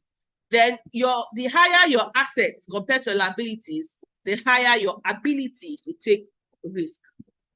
And also, if you have insurance against some occurrences, you have the higher ability to take risk. Okay. Now you need to look at the two of them. When both of them are in sync, then it's okay. But when there is a discord between the willingness and ability of your client, the ability of your client takes preeminence. So you work towards the ability, even though you try to explain and talk to your client, but if you refuse to listen to you, your job is not to dissuade him from doing what he needs to do. Your job is to educate him on what he needs to do. Okay? So when you talk about investment constraints, like I said, some people have the TTLLU acronym. We have liquidity. That means how frequently will you need to withdraw from your investment? Time horizon, how long do you have to invest? Tax concerns, what's your tax bracket? Are you paying more on dividend or higher on CGT? The legal and regulatory factors, or if you have a unique circumstance, which is your own personal beliefs, it also comes into play when they are investing on your yacht. So the IPS is actually there to be able to guard your manager to know what he's supposed to invest in or not.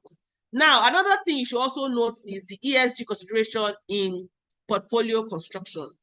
Now, under that, you have the negative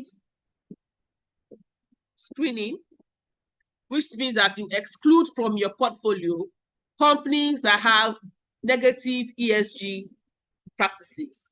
Then you have positive screening, which means that you include in your portfolio companies that have positive ESG practices. You can also have thematic investing.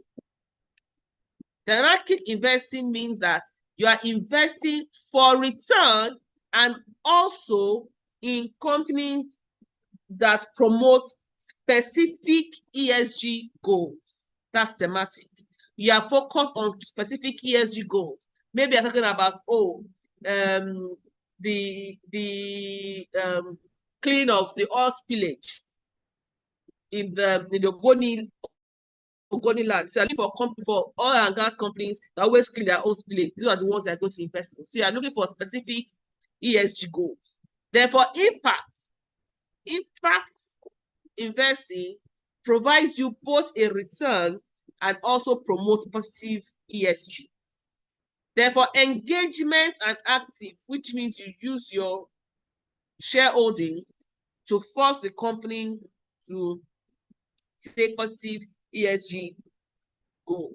And then lastly, talk about ESG integration, which means that now when you are investing, you are saying pick companies that have positive ESG plans so that we can leave this earth for our unborn children. Okay?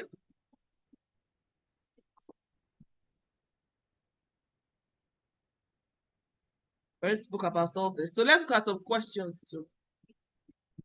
I'm mentioning all this because I think the focus is usually on the portfolio risk and return part 1 and 2 that you clients usually have issues with. So let's go to number 5.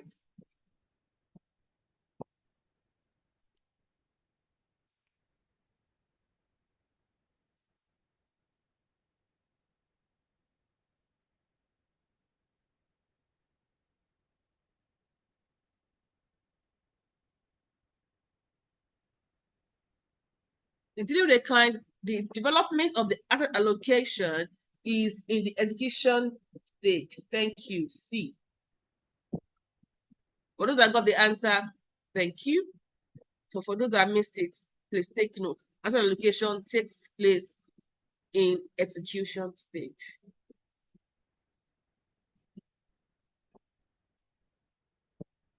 Number 6.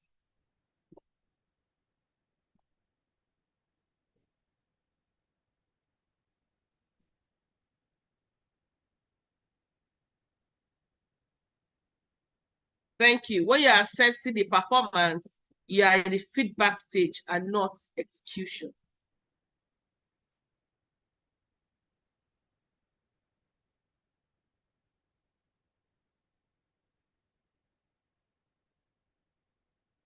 And number 7.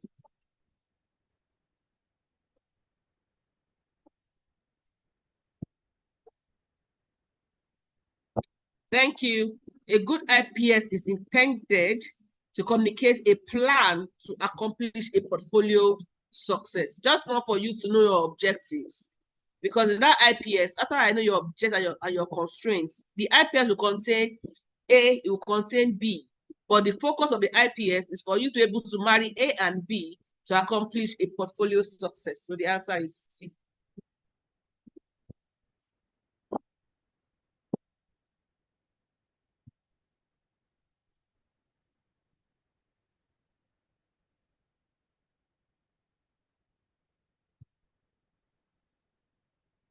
So which of these is the primary decision that arises from IPS? Thank you.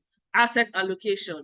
It's from your IPS that the asset allocation derives. It's the market that determines what security you are going to select, and then your customer decides what the benchmark, but the asset allocation is actually derived from the IPS. Okay, so let's quickly go to behavioral biases of individuals. This is another topic you meet in your level 3. So I just want to just know the difference between cognitive errors and emotional biases. And you also know that cognitive errors are those that stems from a faulty reasoning. So which means that by the time you educate and train your clients, you might be able to reduce their cognitive errors.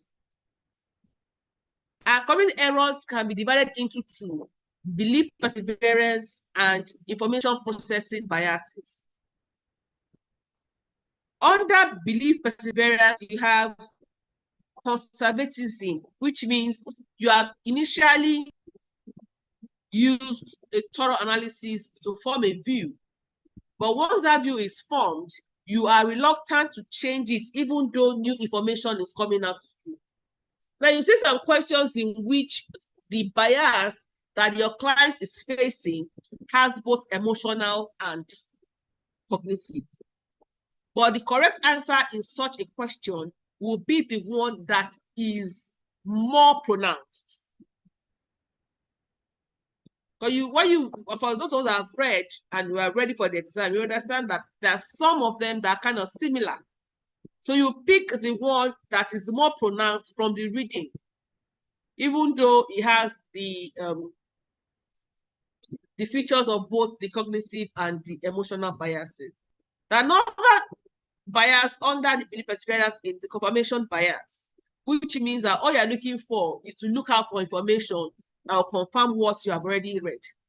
So any other thing that is contrary to what you have taken before, you discount it.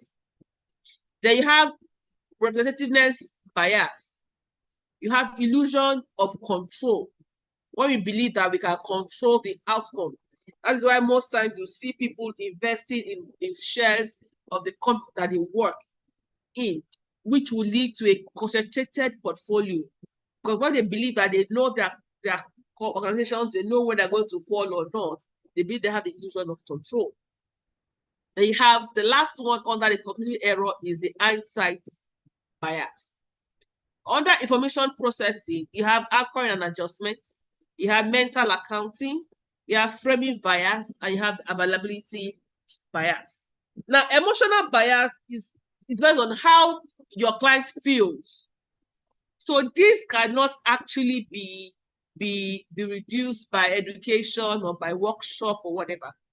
But as a portfolio manager, what you need to do is realize that after you have done the traditional way of investing, you have to impute all these biases so that you'll be able to successfully manage your client's portfolio properly. Under the emotional bias, we have the loss aversion, we have the overconfidence, you have the self-control, you have the status quo, you have endowment, and you have the regret aversion. That means you do nothing because you're afraid that you're going to lose. And I also realized that some of the things that happen in the market, like bubbles and crashes, cannot only be explained by traditional finance, but sometimes they have biases inside it.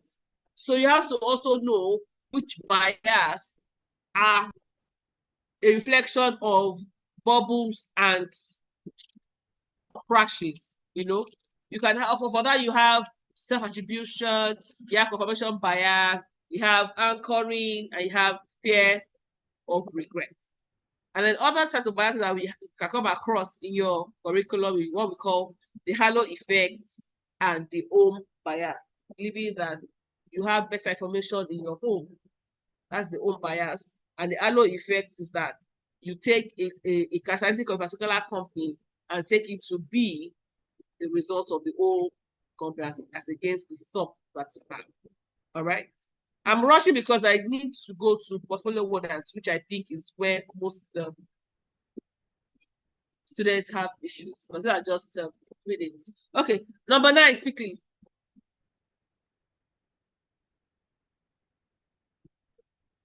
You can see that status quo is what? An emotional bias. We're not asking you which of the cognitive error is status quo similar to. That's what I'm saying, that you will see that you have people that have biases that have the effect of the two of them, but pick the one that is more pronounced. Yes, thanks for those that answer properly. Status quo is similar to confirmation. Status quo means you are retaining where you were before. And that's what confirmation does. Confirmation seeks out information that make you retain what you have. So status quo and confirmation are similar.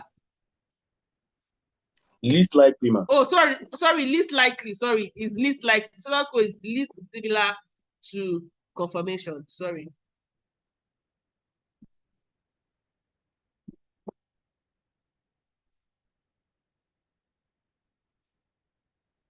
Number 10.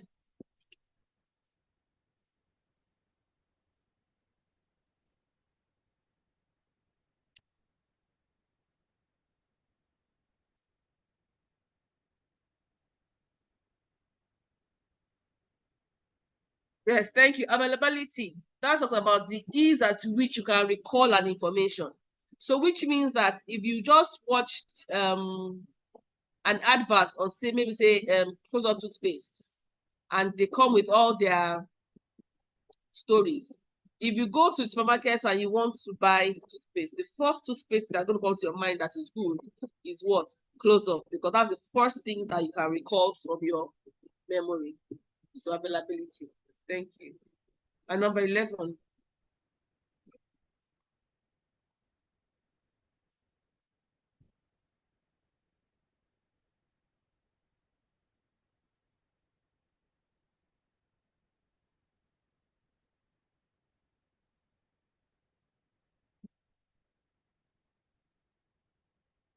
Thank you. Conservatism. Mental accounting is when you decide to put your investment in different pockets. Some of us will say, oh, this investment is from my salary. Or this investment is what the money that has been dashed to me. But in all, they still want portfolio. So you should have a global view of your portfolio that happens in silos. That's what mental accounting is. However, confidence is you believing much more in your own skills. But this talks about conservatism, which is C. So the next reading is Introduction to Risk Management. I'm not going to skip through it because we really don't have so much time. So I could go to the core of the matter, but that doesn't stop us from answering just 2 questions before we move on. What should you know under risk management? That you are not talking about, you are not trying to eliminate risk.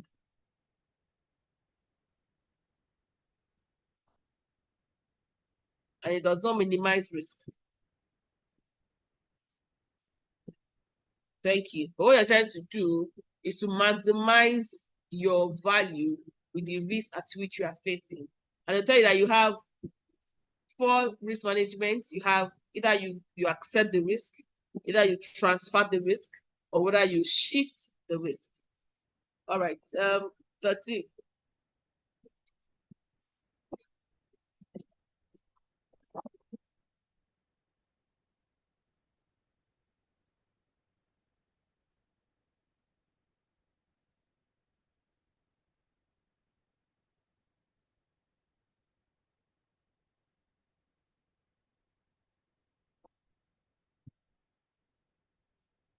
Thank you. When you accept the risk, that means you want to face the risk.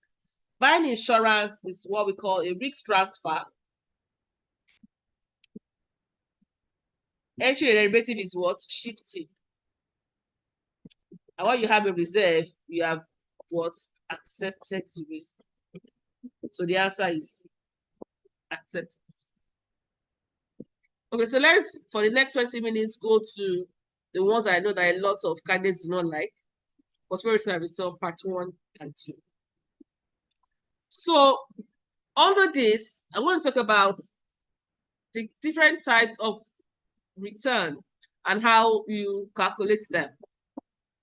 Under the calculation, the first one in calculation is talking about the holding period return.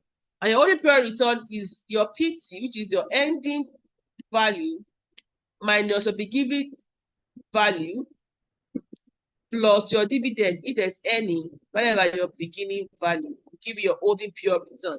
That is the return that you earn toward during the total period you held that investment. It could be 1 month, it could be 12 years, it could be 6 months.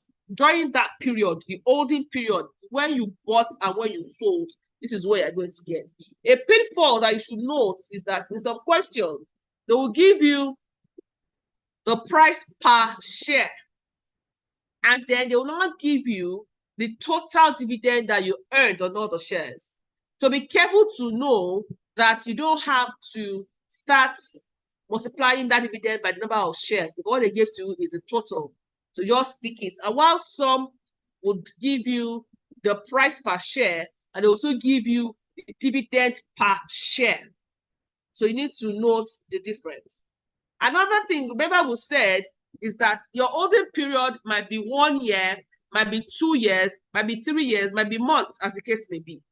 And sometimes you want to annualize that return by knowing how much you would have earned in 1 year. So let's assume that I have the portfolio for 6 months, and I want to analyze the return.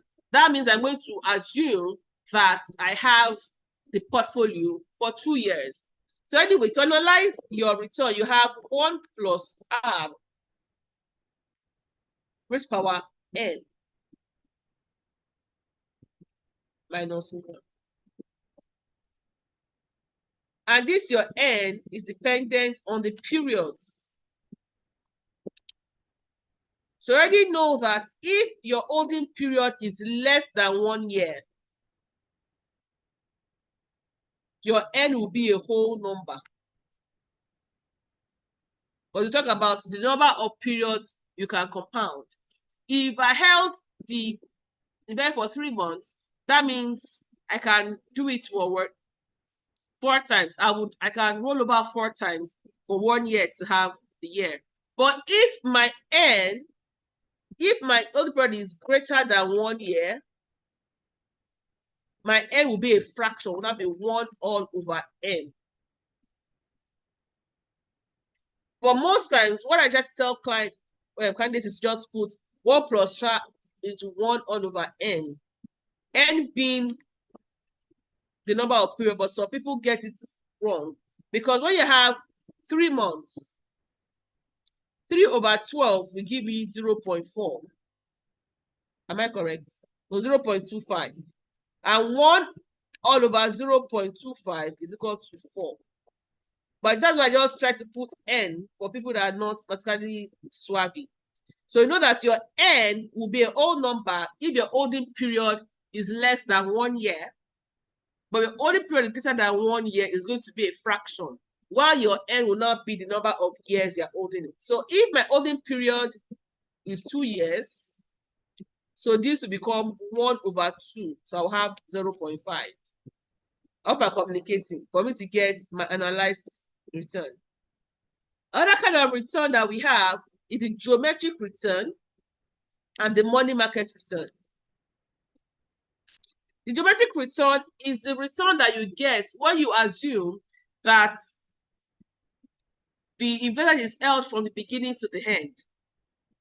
And that is the return in which you can use to judge the portfolio manager because it's under the control of the portfolio manager. It compounds the return. While the money market return is a return that's generated by the client themselves because the investment manager does not have a control over when they come to withdraw and when they pay in money. So when you are asked which return are you going to use to be able to compare two investments, it's going to be a geometric return. That is the return that is earned by the manager, while the money market is the return that is earned by the investor. Now, they also believe that all investors are risk adverse, which means that we'll always go for an investment that's giving us, when we have two investments with the same return, we'll definitely take the one that gives us a lower risk to get that same return. So we want to maximize our return for the same risk or minimize risk for the same return. Okay, so when we talk about the standard deviation, which is the measure of risk of a portfolio, for your level, you usually have money-weighted return and money market is the same thing. I mean money-weighted return, yes. Money-weighted rate of return, yes. The money-weighted rate of return is that of the investor. What geometric return is that of the investment manager. Now, when you're talking about a portfolio, since we are talking about a portfolio will have two assets. For your level is a two-asset portfolio, which where the return of your portfolio will be equal to the weight of each of the assets in the portfolio. Weight means the fraction of the investment in that asset multiplied by the return of that asset plus the second one. Note that your weight must always be equal to 100%. So some question will just give you the weight of one asset. You already know that second asset will be 1 minus what you are given. Okay? And then for standard deviation of an asset portfolio, you do not need the return at all. What you use is just the weight of the portfolio, the weight of the asset and standard deviation of the assets, which is the weight squared of the first one, variance of the first one, plus weight squared of the second one, variance of the second one, plus 2, weights of 1, weights of 2, standard of 1, standard deviation of 2, and the correlation between the two of them. Now, this last 3 is also known as the covariance. Some questions will give you correlation. Use this first formula.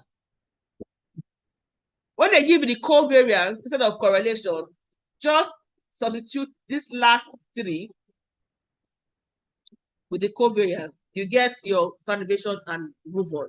But remember that some question will give you variance. Don't make a mistake to square it again. And when they give standard deviation, remember to square. Under this, you have what we call the capital allocation line, which is what helps you be able to pick the optimal risky asset. When you have a two-asset portfolio that has 1 risk-free asset and 1 risky asset. So you should know that only optimal portfolios lie on the CAL line. Only optimal portfolios lie on the CAL line because the optimal portfolio in the CAL is that risky asset that lies tangent to the capital allocation line. Because when you're trying to introduce the CAL line, we bring out what we call the efficient frontier, the macro efficient frontier, on which lies only efficient assets. And an asset is said to be efficient when there is no other assets that will give you that return for a lower level of risk or a lower risk for that level of return. They can say that that asset is what? Efficient.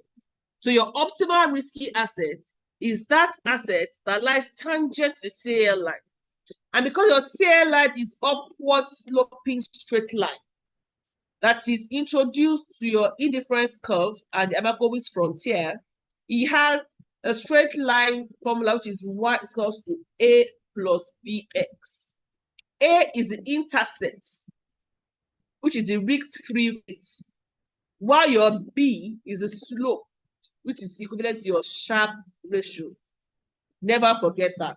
The slope of your CL line is a Sharpe ratio, while the intercept is your risk-free rate.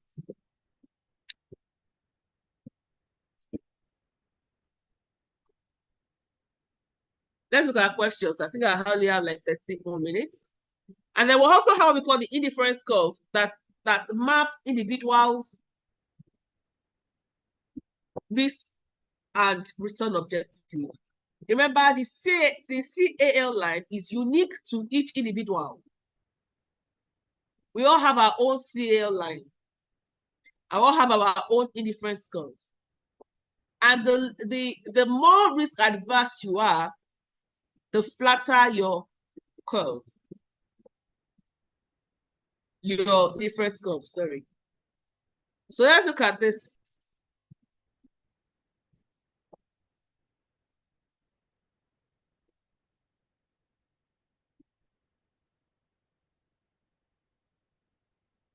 When you're defining asset classes, the pairwise correlation within your asset class will be higher. When we say within, that means, remember when I talked about me taking assets from the banking industry, all the banks will have a very high correlation. Vis-a-vis if I picked one in banking and one in oil and gas. So a pairwise correlation within an asset class will be higher than correlation among asset classes. So the answer is C.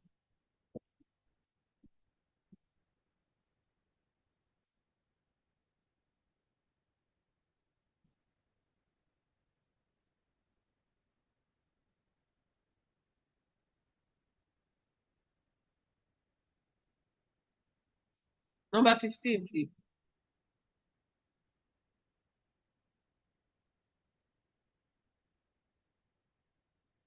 Yes, the risk-free rates will have the same utility for everyone. Remember your utility formula is equal to your return plus half your aversion coefficient times squared. So because it's risk-free, this is what? 0. And then divided by 0 is 0. So you have the same for all individuals. Number 16.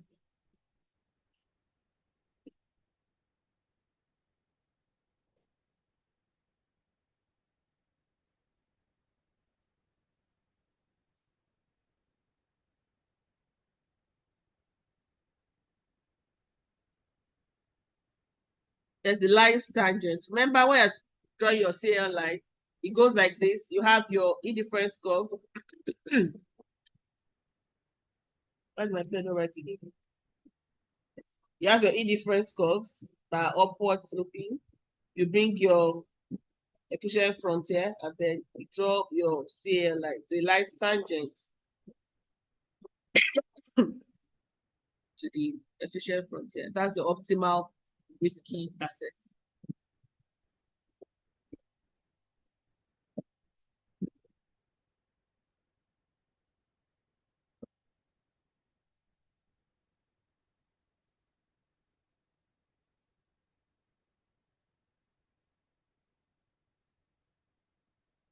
Number 17, quickly.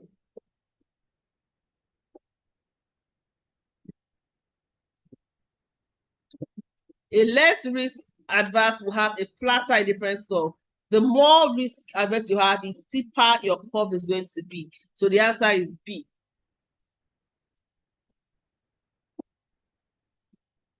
There's no time. Let's look at this number 19.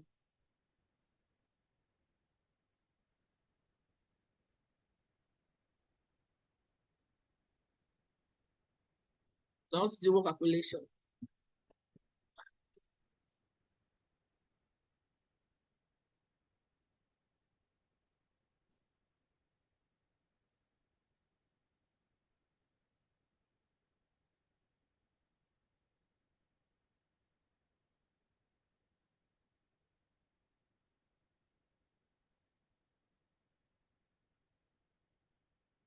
Remember your CAPM formula, because we don't have time.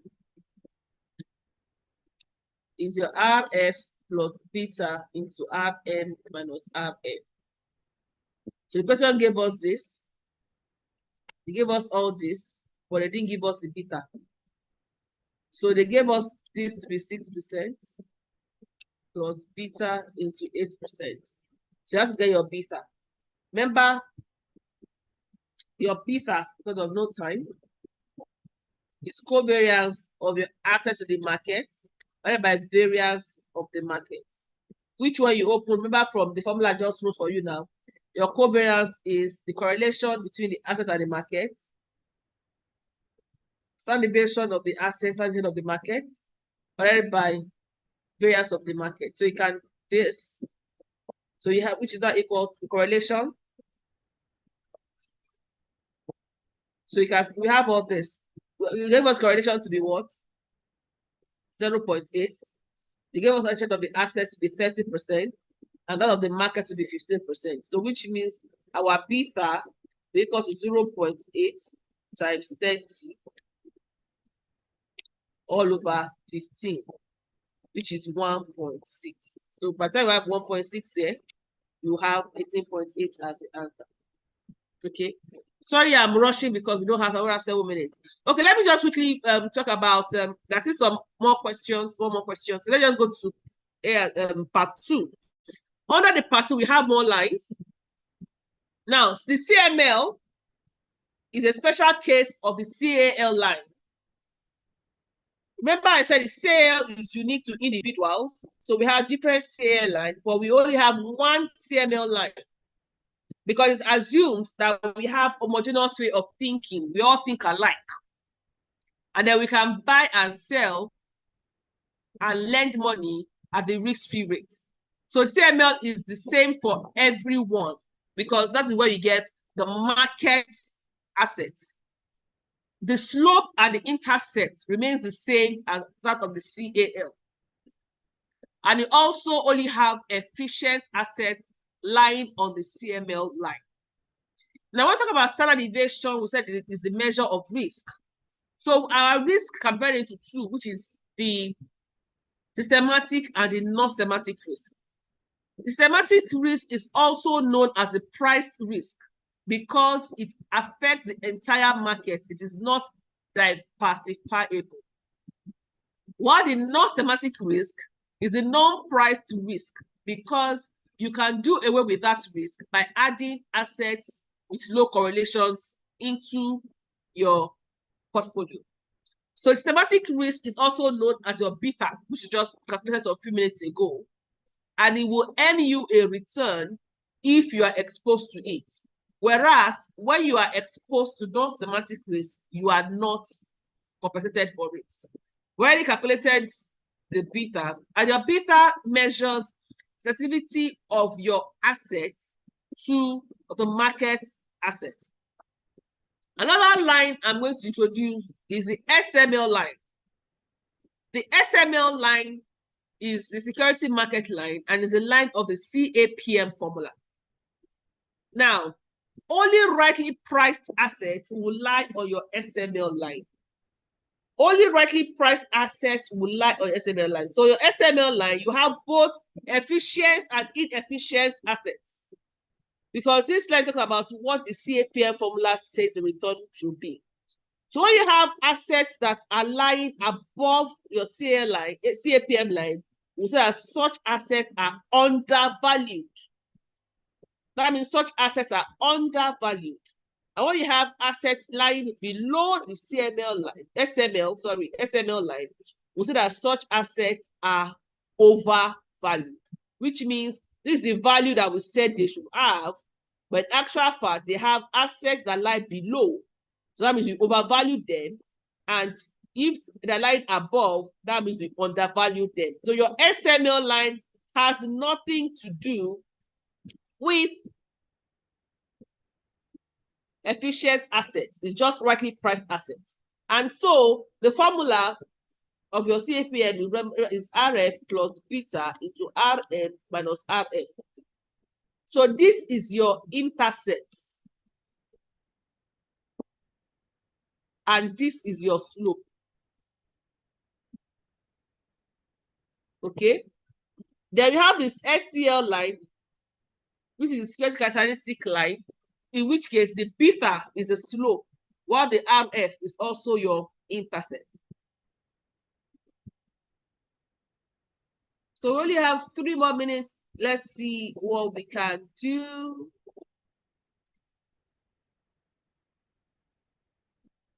Can we work on this? This is just what we just said, your RF plus beta into RM minus RF.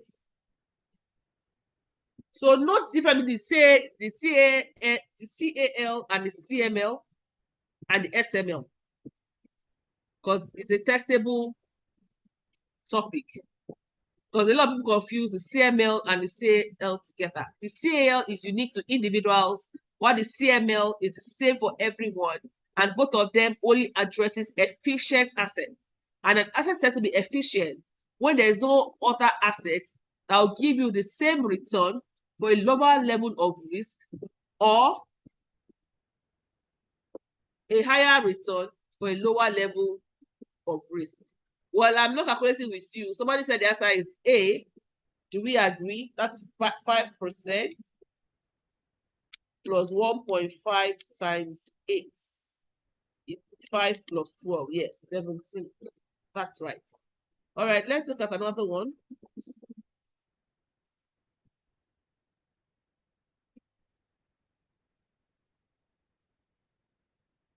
So I know you know your Sharpe ratio, your trainer, your M squared, and your Jensen's alpha. The Jensen's alpha is just the return of the asset, but subtracted from what the CAPM said it should be, which is what? Like your SML. So if you have a positive Jensen's alpha, which is the return is higher than what the CAPM said, we will say that your stock is undervalued. Because what it means that CAPM says you have a lower return, but you actually have a higher return. So your stock is undervalued. Okay.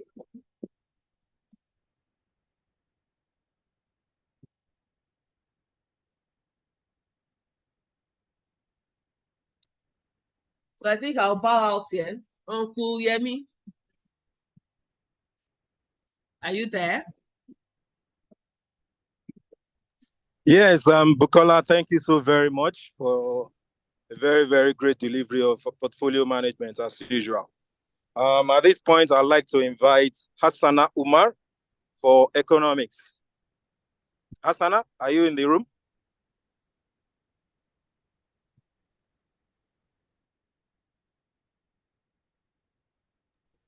Hi, good morning. Yes, I am here. Great. Thank you so much. Welcome. Over to you, Hassana. All right, so let me just share my screen.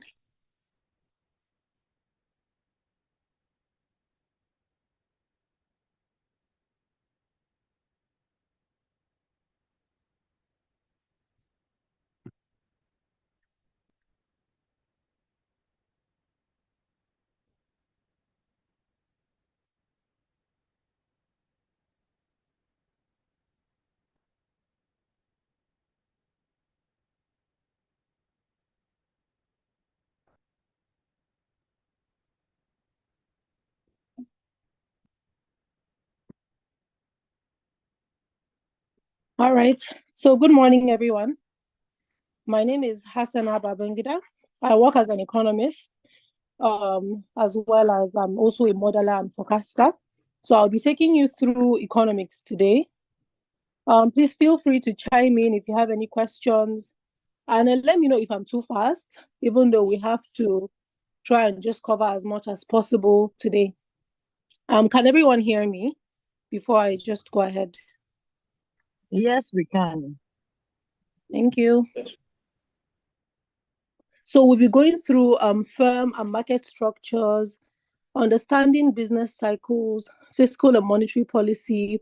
I've highlighted geopolitics and trade because we will not be going through them today, unfortunately, due to the time constraint, but we would be going through capital flows and FX markets and also exchange rate calculations. So diving straight into firms and market structures. So firms are generally classified as operating either in a perfectly competitive or an imperfectly competitive environment. So either you're in a perfectly competitive environment or in an imperfectly competitive environment. So essentially, there are two spectrums. You can either be on the left spectrum, which is your perfectly competitive market. A typical example, of course, is your perfect competition. Or you can be on the other hand, which is the imperfect competition. An example, of course, is your monopoly. And of course, we know what we have in the in-between. We're going to talk about it very soon. Now, if the environment of the firm is perfectly competitive, it must take the market price of output as given. What does this mean? Now, consider a situation where you have, let's talk about the rice industry. You have the rice industry, which generally sell homogeneous products. So your locally produced rice, which we all know that the quality, yes, might differ a little bit, but rice is rice ultimately. So you find that there are so many different producers in the market. If you were to go to Wuse market today or to go to Garki market today, you would probably see at least 10 different brands of rice. So what this is essentially telling you is that all these different companies cannot, for instance, I as a rice producer, I cannot come and charge maybe 70,000 naira for my rice, whereas every other person in the market is selling the rice for 50,000 naira. So because it's a perfectly competitive market, I just have to take the price as given. So this is why it is a horizontal curve that you see here. This line here is essentially the demand curve. So the demand curve here, which is at this particular price, is telling you that if the price for rice is 50,000 naira, you have to take the price as given. Now, what you see here is that price equals marginal revenue. What does this mean? It means that for each extra bag of rice I sell, so let's assume we've said that one bag of rice is 50,000 naira. For each extra bag of rice that I sell, I make an extra 50,000 naira. This is the extra revenue I make from selling an additional rice. Marginal revenue is the extra revenue you make from an additional unit you produce or an additional unit you sell. And because we said for somebody in a perfectly competitive market, you take the price as given. So this means that that price that you are essentially charging is essentially your revenue. So 50,000 naira is equivalent to your marginal revenue, which is why P is equal to marginal revenue. Is there any question on this?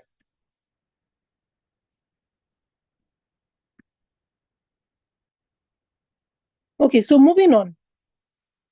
The demand and average marginal cost curves under perfect competition. Under perfect competition, the firm's maximizing profit is when your marginal revenue is equals to your marginal cost. So, of course, as we know, the maximum revenue that you can make is equal to your marginal revenue. The maximum profit, rather, that you can make is at a point where your marginal revenue is equal to your marginal cost. What does this mean? So it means that for that bag of rice that you're producing, we've agreed that the bag of rice is 50,000 naira. So we said that for each extra bag of rice you're producing, you're earning 50,000 naira.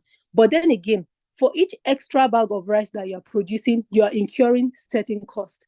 If you get to a point where for producing that extra bag of rice, you're also spending 50,000 naira, that means your marginal revenue is equal to your marginal cost, and that is the maximum profit that you can essentially make. That is your profit maximizing level of output. What this means is that if you go ahead and produce beyond that point, beyond where marginal revenue equal to marginal cost, then diminishing returns can set in. It means that if your rice mill, for instance, has a certain capacity. Maybe the maximum rice that you can actually produce is maybe 10,000 tons. You can only produce 10,000 tons of rice, but you go ahead and produce 15,000 tons in a factory that can only produce 10,000 tons. It means that you are over-exhausting your mill and productivity can actually start to decline. So that is where you have your diminishing marginal returns.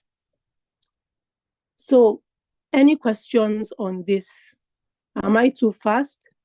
Although I cannot hear any students, so I don't know if we're here together. How do I erase this? We can hear Yes, you. I hear you. All right, that's great. Okay, so moving on to imperfect competition, which we gave an example. We said, sorry, this is an error. It's meant to be imperfect competition. Excuse me, I'm going to adjust that on my slide in just a moment.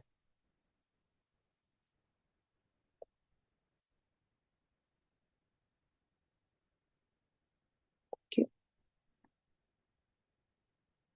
So under the imperfect competition, first of all, the very important thing that we have to take note here is the demand curve. You know, in the other case, we said that the demand curve is horizontal. In this case, the demand curve is downward sloping. And what this means is that as a monopolist, if you're the only person in that industry, it means that you have the latitude to charge whatever price you want. So it means that you can charge here. So if you find that people are not necessarily buying your product because your price is high, you can decide, you know what, let me charge at this particular price. So you can charge a lower price and your quantity demanded is going to increase, which is why the demand curve for a monopoly is downward sloping. And the same profit maximizing output that we had for your perfect competition is exactly the same profit maximizing output that we have for your perfect imperfect competition. So it is also your marginal cost is equals to your marginal revenue. So we're looking at break-even points now. At what point do you break even as a company, as an entity? You break even when your total revenue equals your total cost. So this means now we're looking beyond just the additional revenue you're making from selling that rice or from producing that rice. Now we're considering, you know what, let's look at the paddy cost. Let's look at the cost of, transporting rice from wherever it is that you bought it. Let us consider all those multiple costs.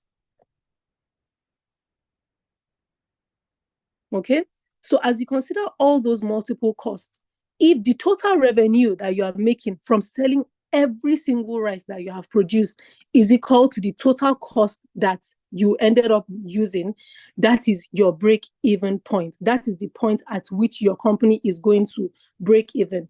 Alternatively, you can see that your break-even point is when your average revenue is equals to average total cost. Remember, average, as the word implies, you're simply dividing your total revenue or total cost by the quantity. So don't let it confuse you. When you see AR or ATC and all those terms, they are very, very straightforward. So in this case now, you look for a point on the graph where your total revenue is equals to your total cost, or in this case, your average revenue is equals to your average total cost. So this here is your average total cost, and this here is your average revenue. So the point that they intersect is what you would call your break-even point. So if you're getting a question that is asking you, what is the break-even point for XYZ person? It is the point where your total revenue equals total cost, or average revenue equals to average total cost. You look for that point on the graph. Then there's another concept called economic cost. It is essentially your total accounting cost plus implicit opportunity cost. What do we mean by this? We've talked about rice. You said for buying your rice, you need to buy paddy. Maybe you need to transport your staff to go and buy that paddy. You need to buy diesel. You need to buy PHCN and all of those things for your factory.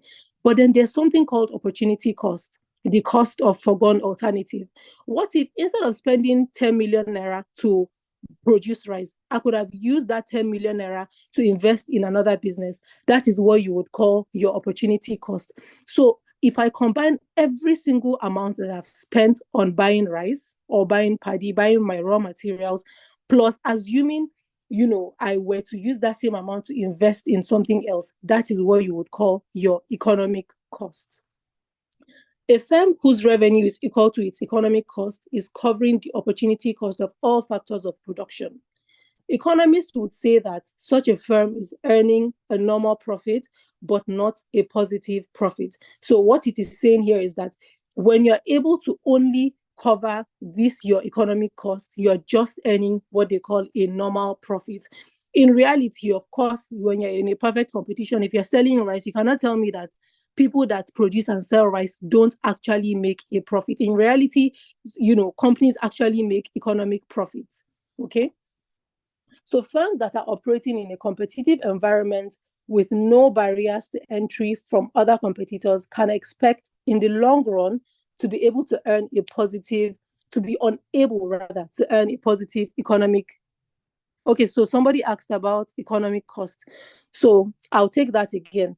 So what I'm saying here is that economic cost is a combination of two things, your regular costs. So we said you're producing rice. If you're producing rice, what are those things that you need? We said you have to buy rice paddy, you have to, buy diesel, you have to perhaps service your machines, you have to transport your staff to the village that they are going to go and buy that paddy from. So all those costs will be classified under accounting costs. But then there's something else again, opportunity cost. Instead of spending 15 million naira to buy paddy, why don't I use that 15 million naira to do something else? Why don't I simply maybe buy semi-processed rice and rebag it and sell it? So that is what you would call your opportunity cost, the cost of foregone alternative. So economic cost is telling you that you are considering the actual cost that you have spent plus the cost of foregone alternative, other things that you could have used your money to do. So what we are saying is that any firm, economists say that for you, that you are going to be unable to make a positive economic profit when you're in a competitive environment. Why is that so? In a perfect competition, the reason why it's called a perfect competition is because, there's a lot of competition, as the name implies. Several people come into the market. There are no barriers. I can wake up today and say, you know what, I want to produce rice. I can wake up today and say, I want to open a restaurant. There are so many things I can wake up and do. And because I can simply enter into that market, it means that, I'm obviously eyeing the possible profits I can make in that market. So at the end of the day, you find that those entry of people into that market drives down the price. So that is why it is saying that if you're in a perfectly competitive environment, you are unable to make positive economic profit in the long run because of the fact that so many people enter that market. So that share of profit you would have been getting would actually reduce. I don't know if that is clear. All right, so moving on. All right, so there's also something called, at what point do you shut down? Now you have a business. When do I shut down my business? If as a business, you cannot pay your workers' salaries, you cannot pay your utility bills, all those things will be classified as variable costs. Why are they called variable costs? They are called variable costs because, of course, they change. The salaries I am paying today are most likely going to change maybe in 1 month or 2 months, perhaps because I'm employing more staff. So if I add one more staff, it means that my salary cost has increased. If I expand my production, it means that my bills are going to increase. So as long as I am unable to cover those costs, I should shut down my business. If I cannot pay my workers' salaries, I should shut down. That is what this is telling you over here. Price less than average variable cost. And remember why it's simply saying price, because we've said if you're in a perfect competition, your price is equivalent to the revenue that you're making, is equivalent to your marginal revenue. So if the price in the market is 50,000 naira, the additional revenue you're going to make is also 50,000 naira. But in the short run, if you're able to pay your workers' salaries, right? You're able to pay your workers' salaries. However, you're not able to cover other costs. So let's say insurance. You're unable to cover your insurance costs. You can decide, you know what, I don't want to do insurance again. I don't want to pay insurance for this month because I don't have money. As long as you are able to cover your revenue, but unable to cover your average total cost, you can operate in the short run. Okay, so any questions on the shutdown point? So no questions. So there's also something called economies of scale, as the word implies, scale. So what this is saying is that you are scaling up your business. Output is increasing. So as output increases, if cost also falls, so let's assume that you were initially producing 10 tons of rice. If now you are producing 15 tons of rice, so you are producing 10 tons of rice at maybe 50 million naira. Now you are producing 15 tons of rice at 40 million naira or 45 million naira. We can say that you are exhibiting or you are experiencing economies of scale. So as output increases, your cost per unit falls. Okay? And if cost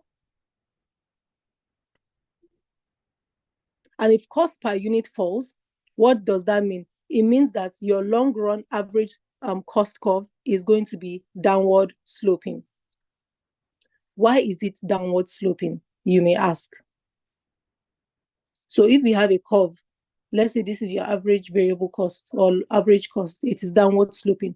What we're saying here is that let's call this your cost, and then let's call this output. So as output is increasing, you see that your costs are falling. So this curve is essentially downward sloping. So if you see a question that is asking you, XYZ company has a downward sloping long run average cost curve, are they experiencing economies of scale or diseconomies of scale? You would say it is economies of scale. It's economies of scale because as they have expanded, their cost has also fallen. Diseconomies of scale is exactly the opposite. So as you are increasing output, your cost is also increasing.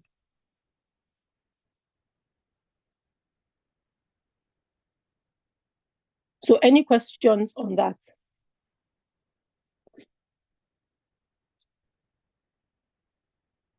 So, okay, somebody was asking me the break-even point for imperfect competition. They have the same break-even points. Your break-even point, as long as your total revenue is equals to your total cost, or your average revenue is equals to your average total cost, you are breaking even.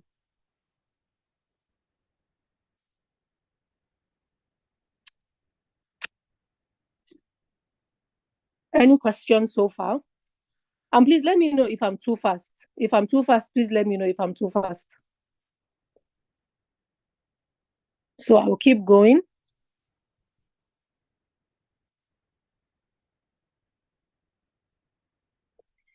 Because of the business environment, would you say a lot of Nigerian firms are experiencing these economies of scale? To be honest, I would say there are companies that are definitely experiencing these economies of scale. So you have finally decided, you know what, I want to scale up my business, I want to do more, but at the end of the day, your cost keeps rising. You are getting calls from AMAC, they are coming in, they are telling you have to pay XYZ bills.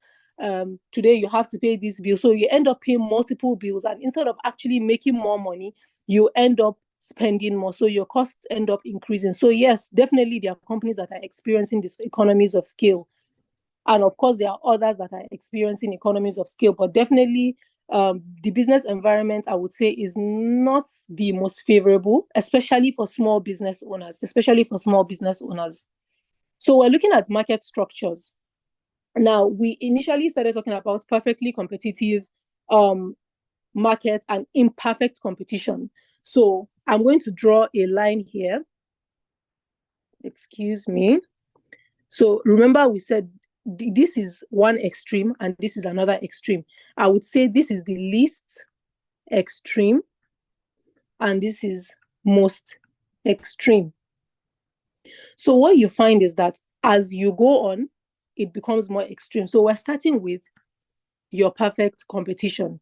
In a perfect competition, as the word implies, there's a lot of competition. How does the competition come? The competition obviously comes because there's no barriers to entry. I can just wake up and decide to open a restaurant, a booker. I can decide to wake up and open a certain supermarket. Or I can wake up and decide to, okay, I want to open a bakery. I want to start selling bread. I want to start selling cakes and all of that. So it's so easy for people to come into the market. So you find that there's a lot of sellers and buyers. And what they are doing is they are selling homogeneous products. Why is it so easy for people to come into the market? It's because what you're selling is not necessarily differentiated. If you're selling bread, yes, some people might have a preference towards grand loaf. Some people might have a preference towards imperial bakery, but at the end of the day, bread is bread. If today imperial bakery is maybe 10 naira higher than grand loaf, some people might actually switch to grand loaf. We move on to the other end of the spectrum. We have something called monopolistic competition. As the word implies, there's a bit of monopoly, there's a bit of competition. What is that monopoly aspect? The monopoly aspect is the fact that now you are not selling homogeneous products. There's a bit of product differentiation. That is the monopoly aspect. And that is what I want you to remember. So if you're seeing a question that is asking you, there's a lot of buyers and sellers, and then they make mention of, there's a bit of slight differentiation in how maybe they enter the market, but then there's slight product differentiation. But it looks very much like a perfect competition. The only thing that would make it not to be a perfect competition will be the fact that the products are slightly different. So it is a hybrid of perfect competition. And, the demand curve is downward sloping. And the demand curve is also similar to that of a monopoly. No well-defined supply curve. Again, please, something to just note. The profit maximization is marginal cost equals to marginal revenue across board. For perfect competition, monopolistic competition, oligopoly, monopoly, it's all the same thing. So we look at oligopoly. Oops, sorry. So we look at oligopoly. Now we are getting closer to the most extreme part of the spectrum. So things are getting slightly more extreme. How are they getting more extreme?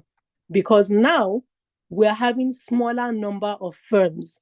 And we're having smaller number of firms because it is not easy to come into that market. If it were very easy to come into that market, you would have a lot of firms coming in.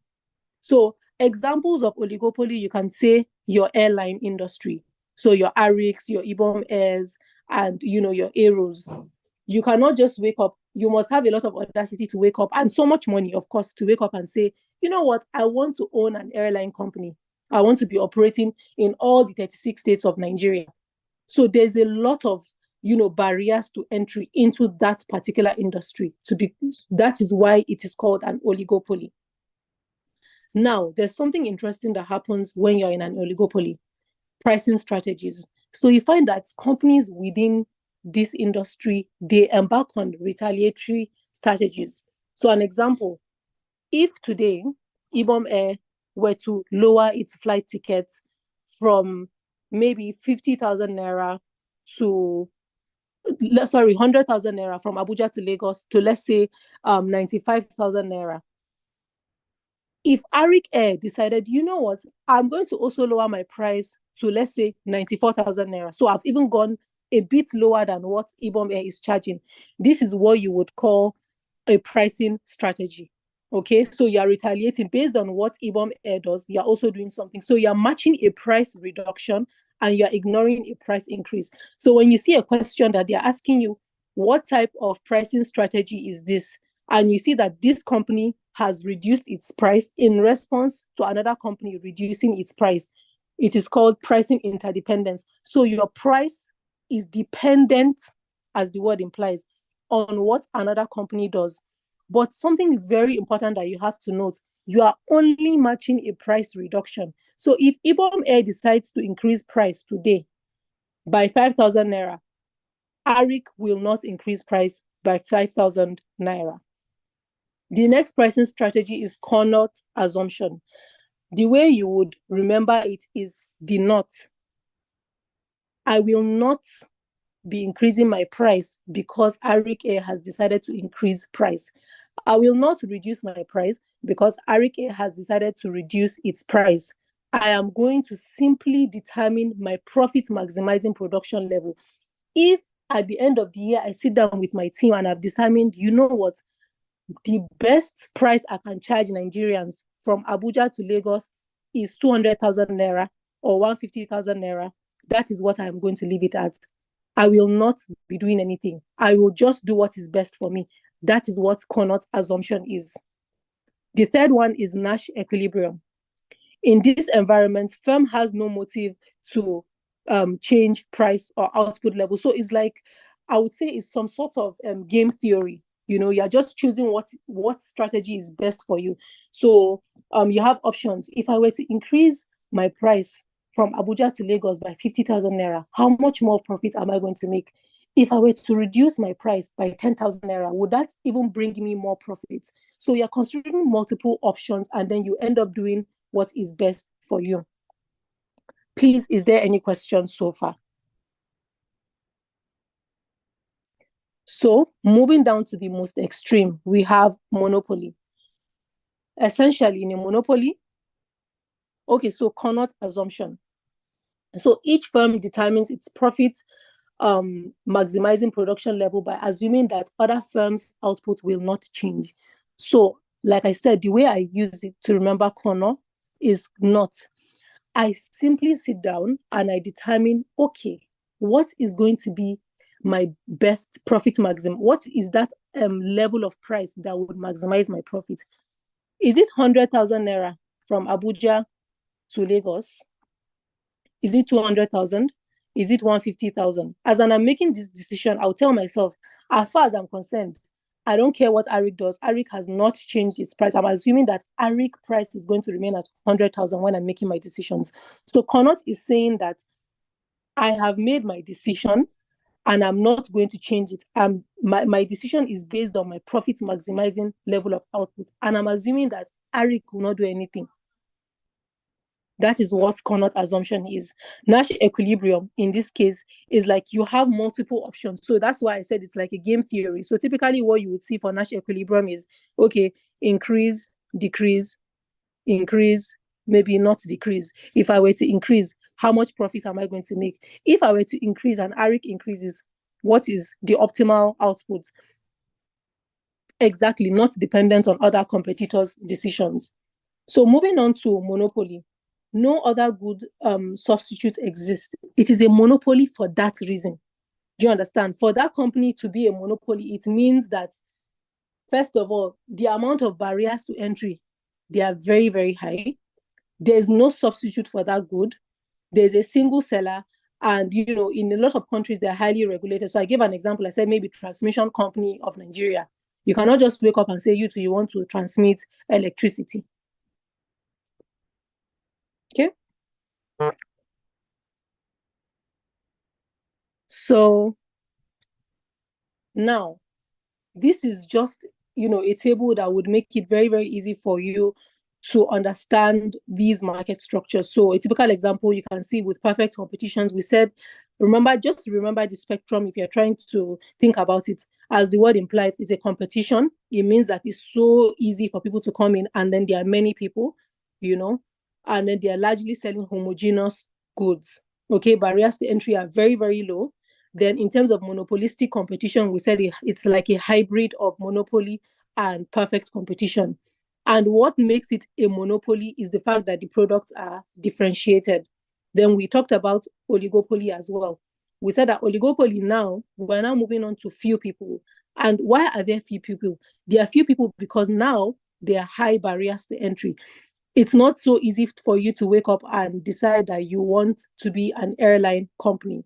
With a monopoly, we said the barriers to entry are very, very high, which is what makes you the only person, the single person in that particular industry. Sorry, let me just adjust my pen. Okay. So how do we determine market power? So there are different ways. You can use econometric approaches, like, okay, let me simply say, let me get data on the quantity demanded for rice and the price of rice for all the companies or all the rice producers. Is it easy for me to get that data? It is not easy.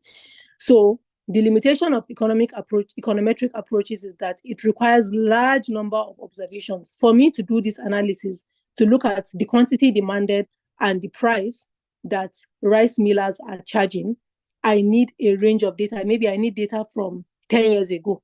Is it possible for me to get that? Maybe it's possible, but then it's very difficult. So that's a limitation. But there are also simpler measures that you can use.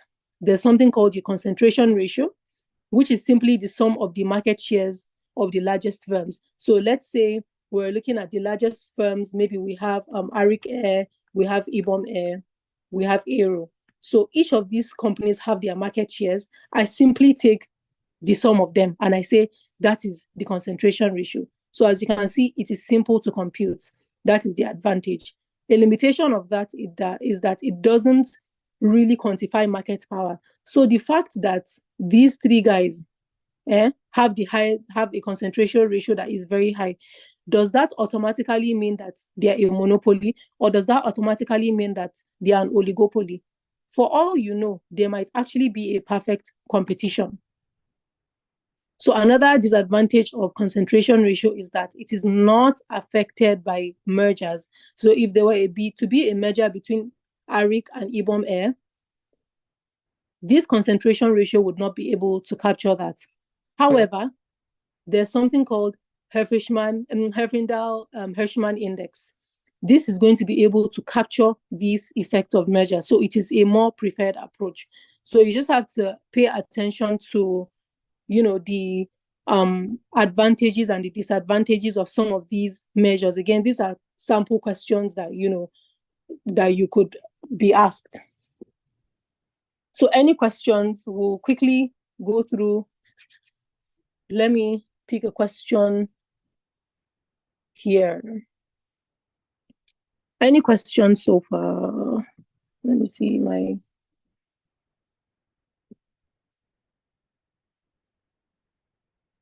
So I'm assuming there are no questions. So that's fine. So let's look at question 1. The short-term shutdown point of production for a firm operating under perfect competition would most likely be in the short run. When would you shut down your operations?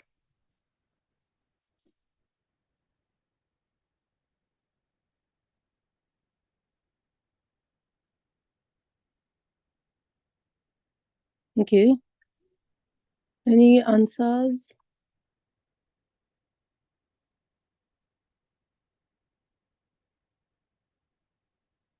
Yep. So marginal revenue is equals to average variable costs. So okay, let's look at another quick one. All right. Let's look at number 2 quickly.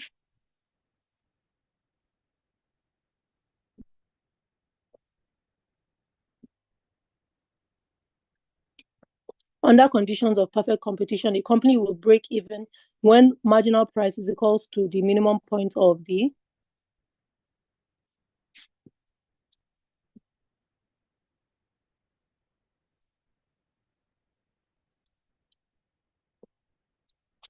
Okay, so we have A, so that's great.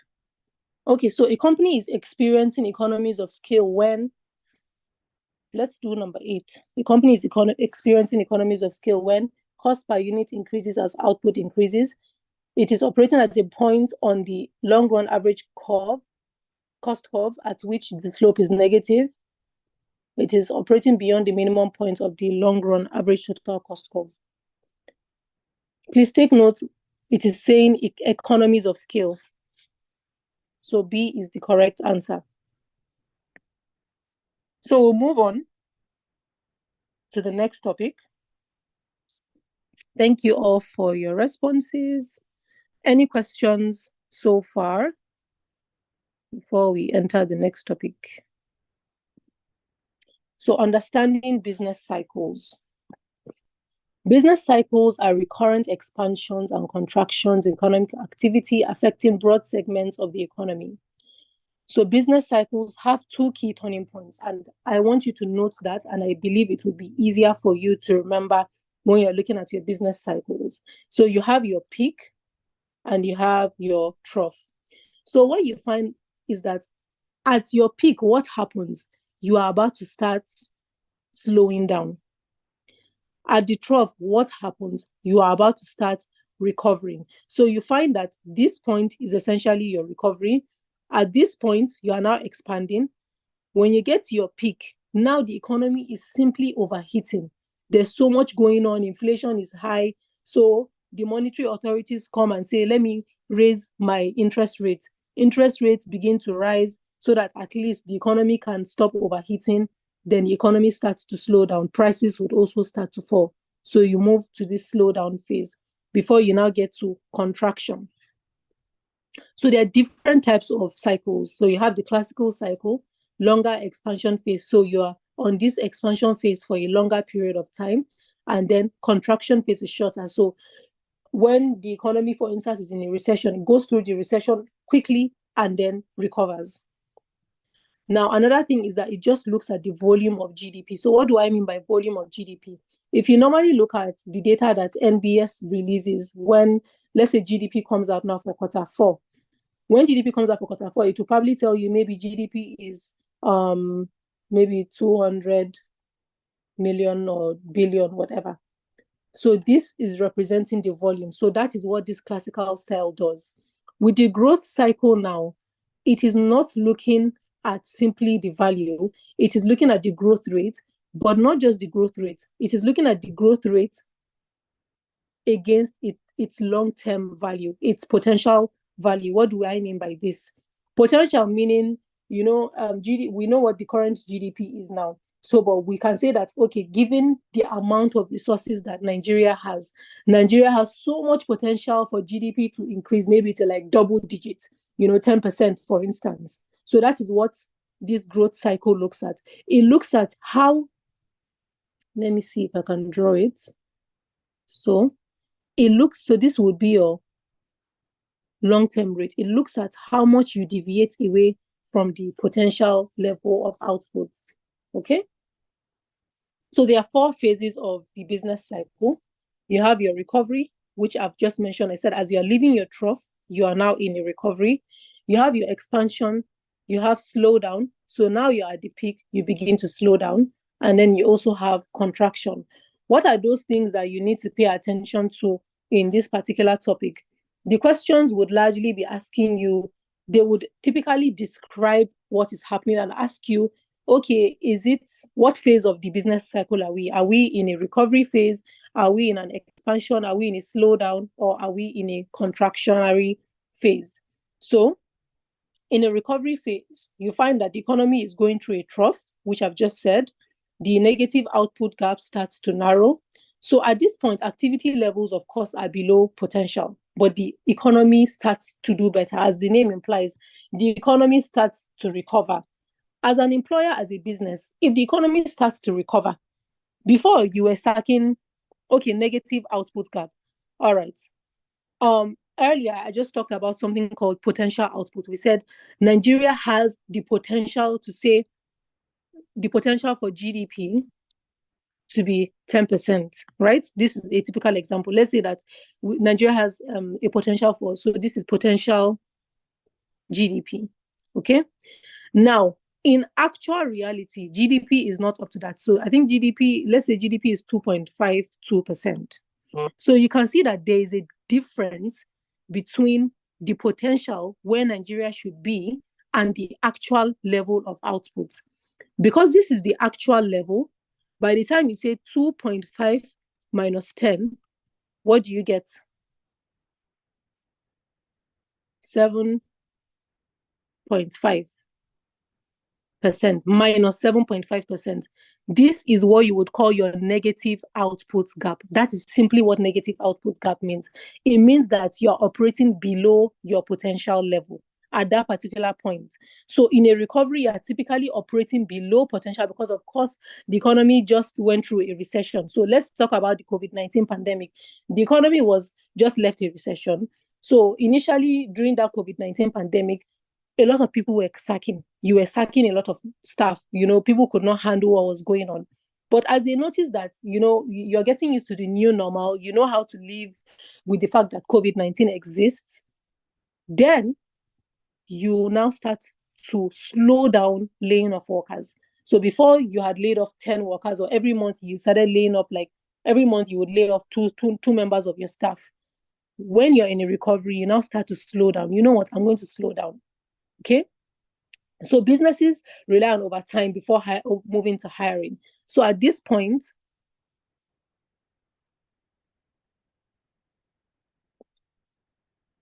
sorry, I'm just reading the comment. Can potential output be the previous levels of output achieved, or must it be the future? It is typically the future. It is typically the future output. So potential, as the name implies, is more or less futuristic. So you would have points where you're operating above potential. You would have points where you are operating below potential.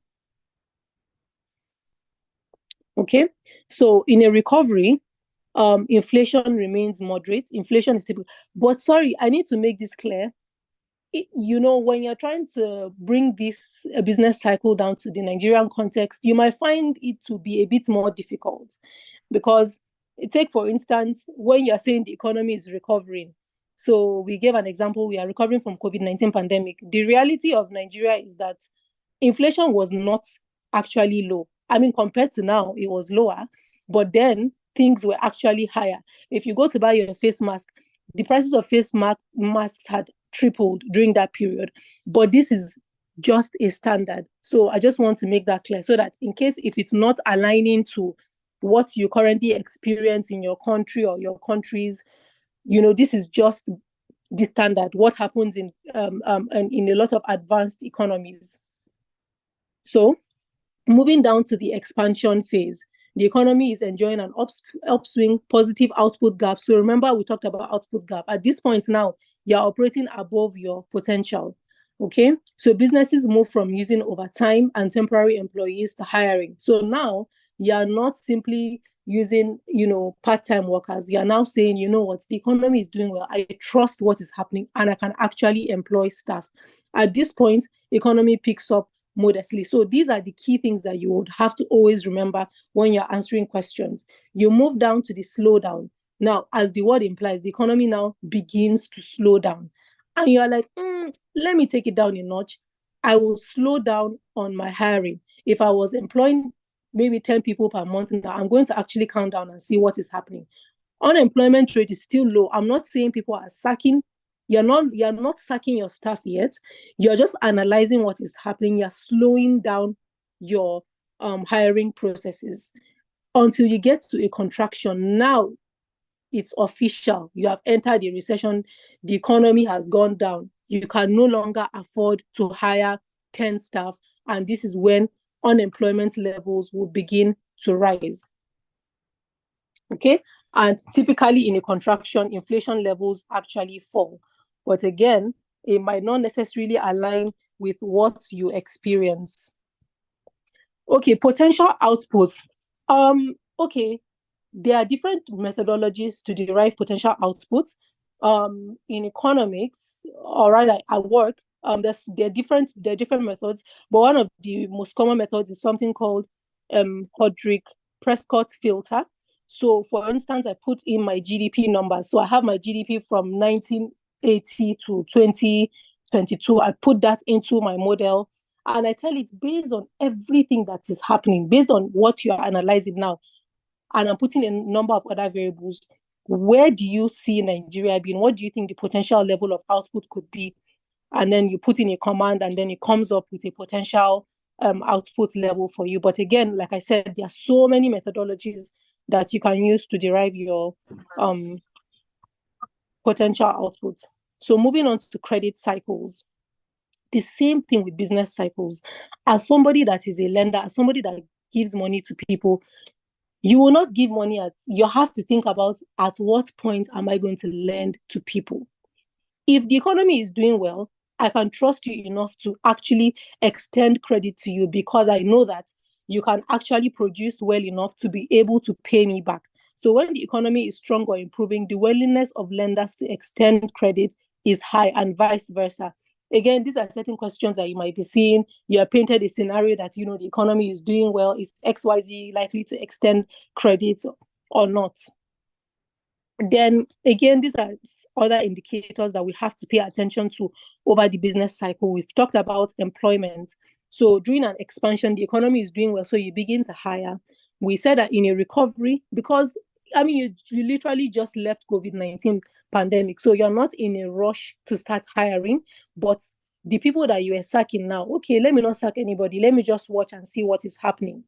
Okay, in a slowdown phase, as the word implies, the economy is slowing down, so you're going to start hiring at a slower pace. If you are hiring 10 people, now you're going to hire 5 people. Capital spending. In a recovery, you're going to have excess capacity. What does that mean?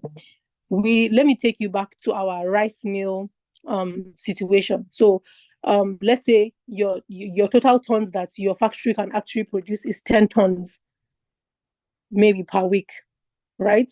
During an economic recession, you know that people don't really have enough money, so you're unable to produce 10 tons. Now you're only producing 5 tons. So what does that mean? It means that you have an excess capacity of 5 tons. So your machines are not being utilized to their optimal level. That is just simply what we're trying to say in that place. During a slowdown, business conditions are at their peak. Okay, so remember, this is your slowdown. So at this point, business activities are at their peak. Then there's a fall in demand during contraction. This is something that we all experience. When things are bad, you decide, you know what, I am going to probably save my money and I'm going to spend less, which is why there's going to be a decline in demand. Another very important thing to take note of is inventories. So sales begin to recover in the recovery phase. Again, you've seen that the economy is doing better, so things are slightly picking up. Sales and production. Now, we're not just talking about sales now. Production would also increase. So remember, we said now you're expanding. You start to hire workers. That excess capacity is no longer there. You want to be able to produce your 10 tons. So, of course, production is going to increase. Your rice inventory is going to increase. Now, moving down to sales in the slowdown period. Sales slow and inventories rise. At this point now, the economy is slowing down. What did we say in the slowdown? Fall in demand. In a contraction, fall in demand. So you know that as the economy is beginning to slow down and the economy is getting to a contraction, people are going to stop spending. If people are going to stop spending, why will I be producing 10 tons of rice? I might slow it down a notch. But keep in mind, I have already done some level of production. So you'll find that your sales have begun to reduce slightly and your inventories would rise. What do we mean by inventories? You have produced 10, maybe you have produced 5 tons or 10 tons or whatever tons that it is that you have produced. Those inventories will continue to pile up because people are beginning to be more cautious. People are watching what is happening. People are trying to save their money. And so, therefore, higher sales to inventory ratio. Remember your sales to inventory ratio. Inventory to sales ratio. Inventory over sales. Okay, so if inventory is high and sales is low, the entire ratio would rise. So these are questions that you may be asked. What's going to happen to the inventory to sales ratio during an expansion? Or they might not even tell you that it is an expansion. It's for you to know that it is an expansion. And, if it's an expansion, what happens to your sales to inventory ratio? If it is a slowdown, what happens to your sales to inventory ratio? So we look at types of economic indicators. We have leading indicators, coincident indicators, and lagging. As the word implies, leading, it is in front, it is showing you something. So a typical example would be your stock market indicators, consumer expectations. So you now as a consumer, based on the exchange rate of last week, if I were to ask you, what do you think exchange rate is likely to be? You might say, I think exchange rate is likely to depreciate further, maybe to 1,450 naira, for instance, per dollar. So that is just your expectation, and it might likely come to fruition. Another example of a leading indicator would be your PMI, that is Purchasing Managers Index. So we have something called coincident indicators. As the word implies, it's like it happens at the same time. So turning points close to those of the economy. So there's something called Industrial Production Index. It's an index that shows the level of industrial production. So it is a coincident indicator. Lagging indicators, these are turning points that take place later. They lag. And typical example is GDP. GDP for Q4, I don't think is out for Q4 2023. So it is lagging behind what is happening. So you will not know what has happened in Q4 in terms of economic growth. You see, GDP is not out. So you wouldn't know what happens to economic growth in Q4 until probably, I'm not sure what is on the timetable for NBS, but let's say maybe ending of this month, for instance. So you can see that it is lagging. It is after the fact that what has happened, that it comes out. But then there's something called diffusion index. But before I go to diffusion index, the reason when we have these lagging indicators, economists have now decided, why don't I do something called nowcasting? You know, there's something called forecasting. So what do I expect is going to happen next year? So nowcasting is I'm using current information as the information is happening. As people are spending money, as people are going to the bank today, I'm getting that information and I'm trying to see what happens to economic growth. I don't have to wait for NBS to produce its estimates after 2 or 3 months. So that is what you have. That's why you have this nowcasting. Now, diffusion index is an economic indicator that summarizes the direction of change in a set of related economic variables. So to simply show you if the economy has gone up or if the economy has gone down.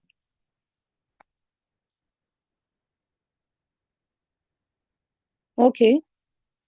So let me see which example we can do.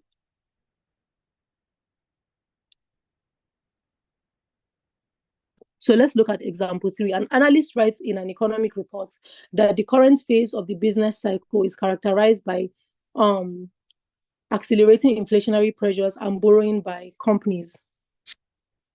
What do you think is happening here?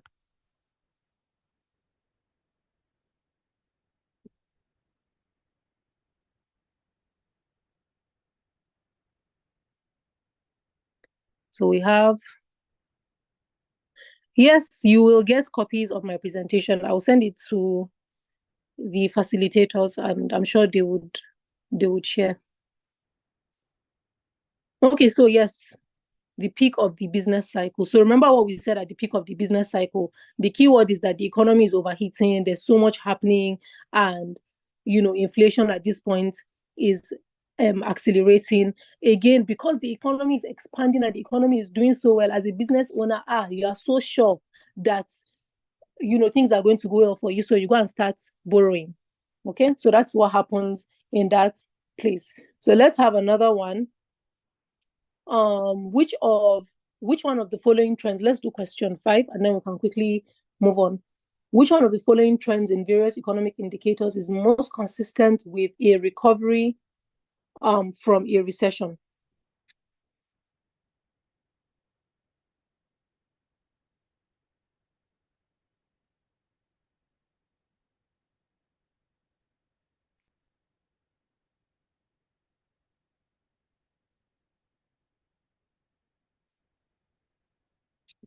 So what do we think? Yes, it is C.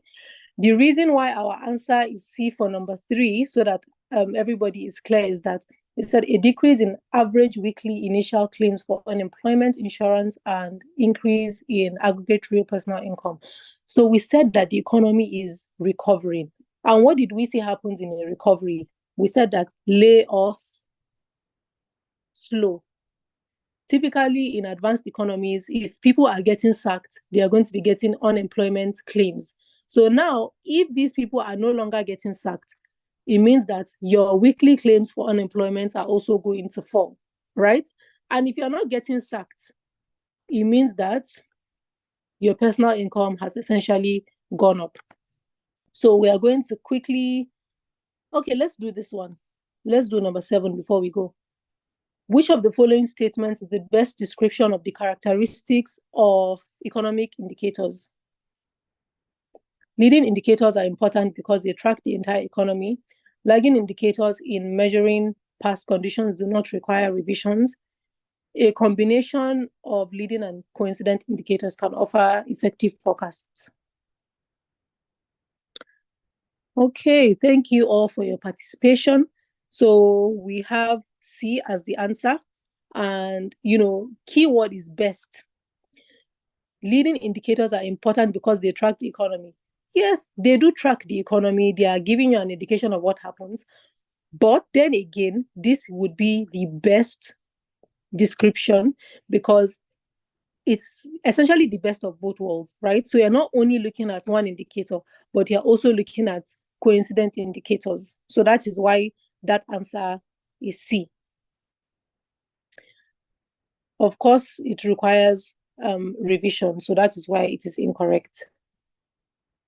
So fiscal policy. Whenever you hear fiscal policy, you think your government, right? Federal government, central government, local government, whatever governments you have.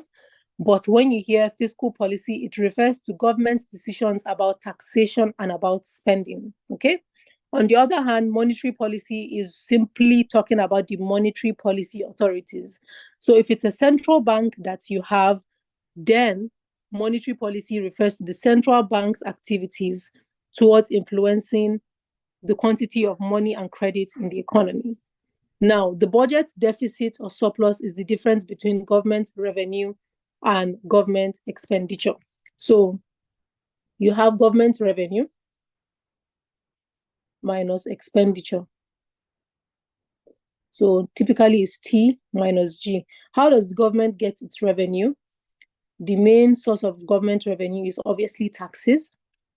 If this is positive, it means that the government has, think about yourself. If you have more revenue or if you have more income than you spend, you can say that you have a surplus, right? So that is the same thing. So in this case, you would have a budget surplus. But if you're spending more than you're earning, you're operating at a deficit. So you have a budget deficit. So expansionary fiscal policy, what does that mean?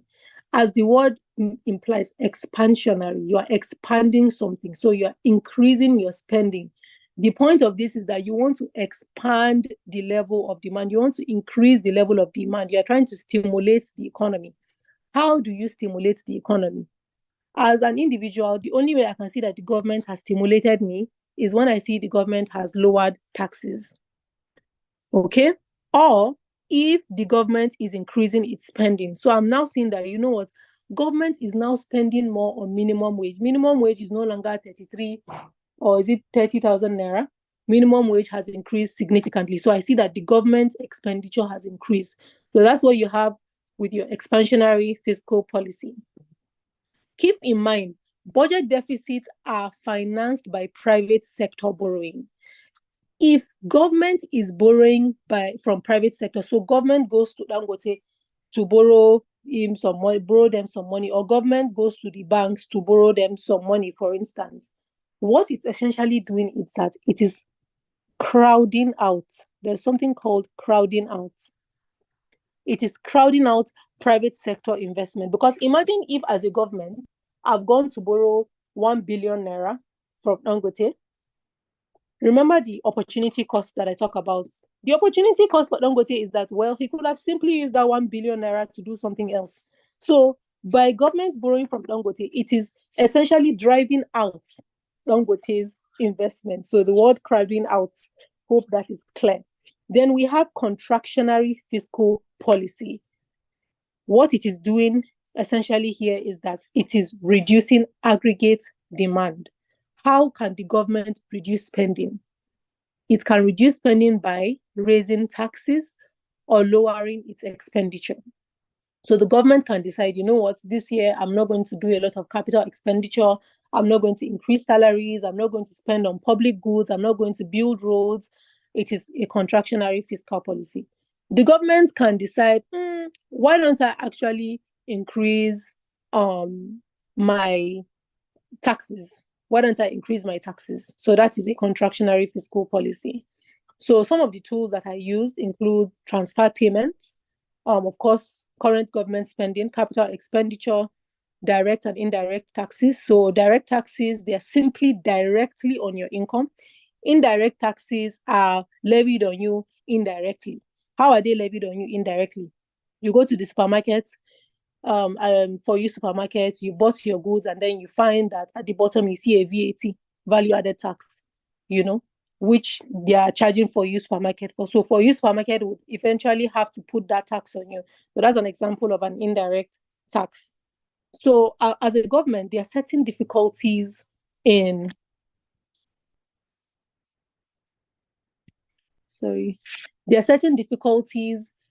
executing fiscal policies, which I believe we can all agree on. Recognition lag. In the first place, does the government realize that it should increase minimum wage? Does the government realize that I should do something about insecurity? Does the government believe that I should build more roads or build more schools or build hospitals? The time it takes for the government to realize this is what you would call your recognition lag, action lag. Now, the government has realized, I need to build more roads, but how long does it take for it to implement? There are certain bottlenecks that would likely affect that action, but that delay is what you would call your action lag. How long it takes for it to even commence building the road. Impact lag. How long it takes for results of government actions to manifest. So the government has decided, has recognized that a particular road needs to be built. The government has finally taken action by signing with a contractor to build those roads, and they've started building the road. The impact is that maybe it takes 10 years to build that road. So the impact lag, you would call it 10 years in this case. Okay. So let's look at crowding out. Crowding out refers to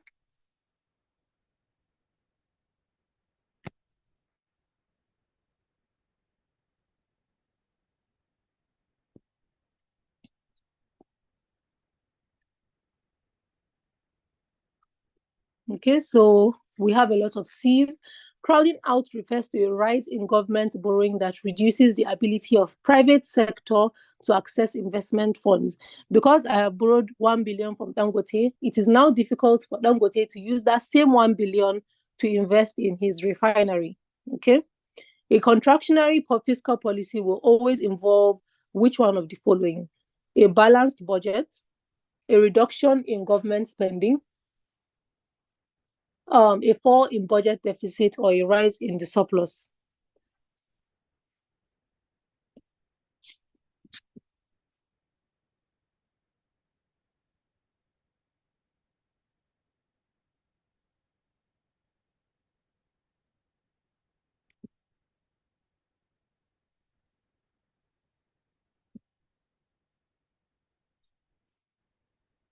So I'm seeing mixed answers. I can see C, I can see B. So what is a contractionary fiscal policy? We said a contractionary fiscal policy is two things. The government can either raise taxes or lower expenditure. But this says will always involve which one of the following. Balanced budget is out of it. When you say a balanced budget, what does that mean? It means your revenue should be equal to your expenditure. But we've just said contractionary means taxes are higher. So this guy here is cancelled out. A reduction in government spending. But what about an increase in taxes? So you have forgotten that part. There's one aspect of it. A contractionary policy can either be an increase in taxes or a reduction in government spending. So it can be either of the above. So this cancels it. A fall in the budget deficit or a rise in the budget surplus. Okay? So what does that mean? A fall in budget deficit. So what do we know about budget deficit? Budget deficit, we said, is when your expenditure is greater than your revenue. Okay? But then we're saying a fall in budget deficit. So which means that you are now reducing your expenditure, which is true. Right? But then we also say there's also a rise in the surplus. How do you get a budget surplus? You get a budget surplus from your tax revenue. So that is why answer C is especially the answer. So we'll move on quickly. Monetary policy. Any questions, please? Any questions? So I'm assuming no questions, so I can move on. Monetary policy. All right.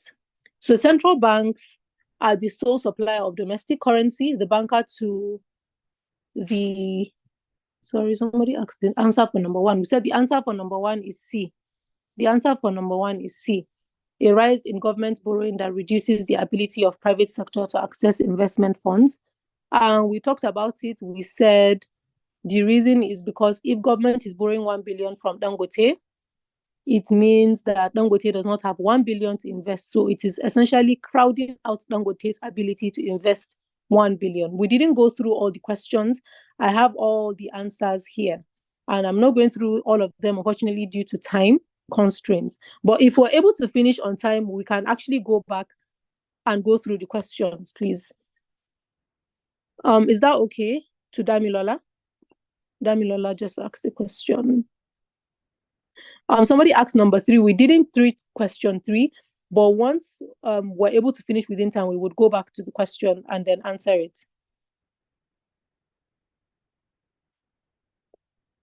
All right, thank you. So the main goal for monetary policy authorities is price stability. Okay, so that is whether it's exchange rate or inflation, all of those things are prices. So what is the main target of central banks? So central banks can choose to target interest rates or they can target exchange rates. Okay, so a central bank can decide that, okay, my target, let's say the Bank of England, their target is typically interest rates, right? So their target is obviously inflation.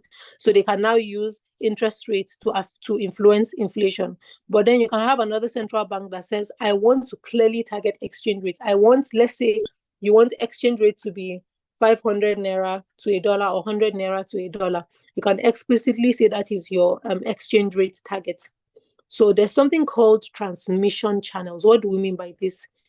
As the word implies, transmission, how the monetary policy decisions transmit into meeting the central bank's objectives. So I give you an example. The objective we said is inflation, stability, right? Now, the central bank can decide to use interest rates.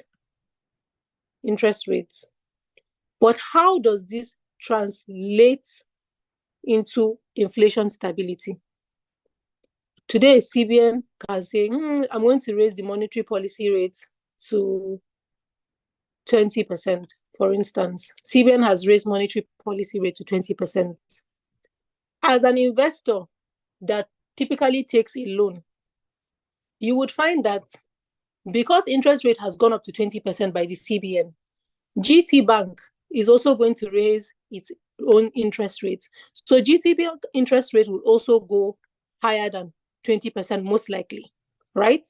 Now, if interest rate goes higher, it means that it is more difficult for you to take loans. If you are not taking loans, it means that you don't have money to spend. If you are not spending, it means that consumption has reduced, demand has reduced in the economy. If demand has reduced, as a supplier, you are seeing that people are not buying your goods and services. What are you going to do? People are not buying my market. What will I do? I'm going to reduce my prices. If I reduce prices, what is going to happen to inflation? Inflation is going to fall. So that is essentially the transmission that we're talking about here. Inflation targeting success. I think there's somebody that needs to mute their mic. Okay, said it. So that's fine. All right. So inflation targeting success. So if a central bank comes and says, I want to do an inflation target, that success depends on the independence of that central bank. How independent is that central bank? Is the government interfering?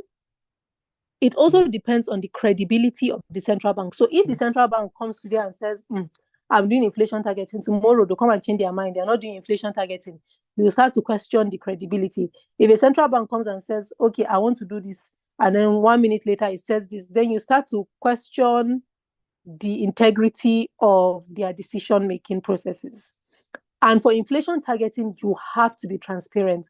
As a central bank, if you want to go for inflation targeting, you must be transparent with your policies. So again, there are tools that central banks use: open market operations, reserve requirements, official interest rates. The most common one that we all see is obviously interest rates. CBN comes, it raises the policy rate. If policy rate increases, GT Bank, Access Bank, they are also going to adjust their lending rates. So we're good with that. The second one is open market operations. What does that mean? They can either sell or buy government bonds. If the Central Bank of Nigeria decides to buy bonds, how do they buy? They're obviously buying with money, right? So they buy. If they buy, it means they are giving somebody money. And whoever it is they gave money, the money is going into the economy. So what happens? It means that money supply has increased. So when you get a question that is asking you, what happens to money supply if XYZ purchases government bonds? You know that if you are buying bonds, it means that you must be pumping money. You must use money to buy those bonds. So they are pumping money into the economy. What about you are selling bonds? On the other hand, it means that you have given somebody bonds and then they are giving you money. So you are withdrawing money from the economy. And as you are withdrawing money from the economy, the supply reduces. Okay? So whenever you hear something like expansionary or contractionary monetary policy, if you hear expansionary monetary policy, central bank is trying to expand money supply. How do they expand money supply? If central bank decides, I want to lower interest rates today, it means I can decide to go and borrow money. If I borrow money, more money comes to me. I can go and spend more, right? So there's more money in supply. There's more money in circulation. So you can see it's to cause the growth rate of money supply to increase.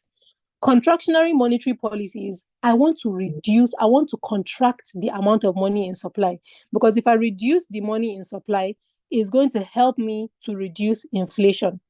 How do I do that? I can decide to raise interest rates, make it difficult for people to borrow. Apart from that, I can decide to sell government bonds. How do I sell bonds? I say, take bond, I give you the bond, you give me money.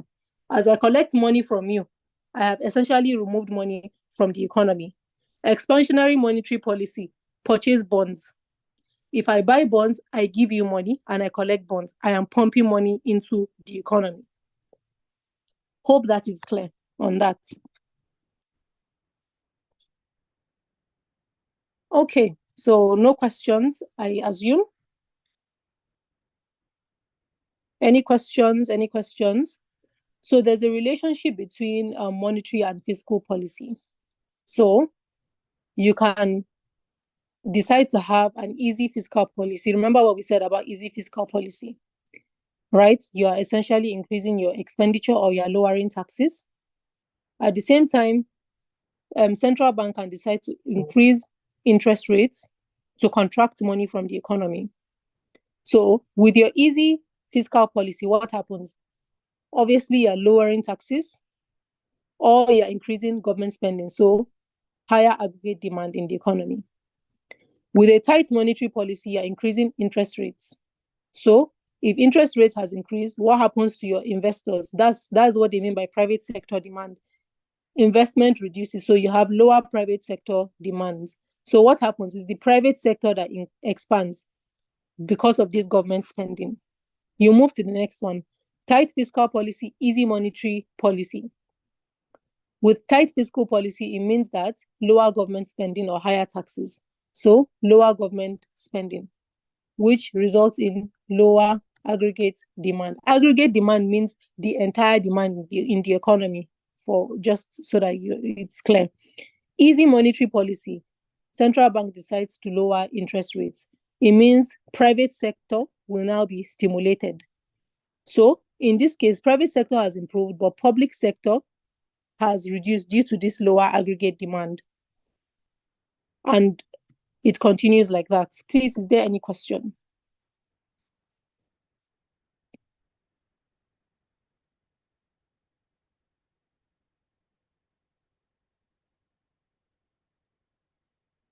So let's look at these questions very quickly. When a central bank announces a decrease in its official rate, the desired impact is an increase in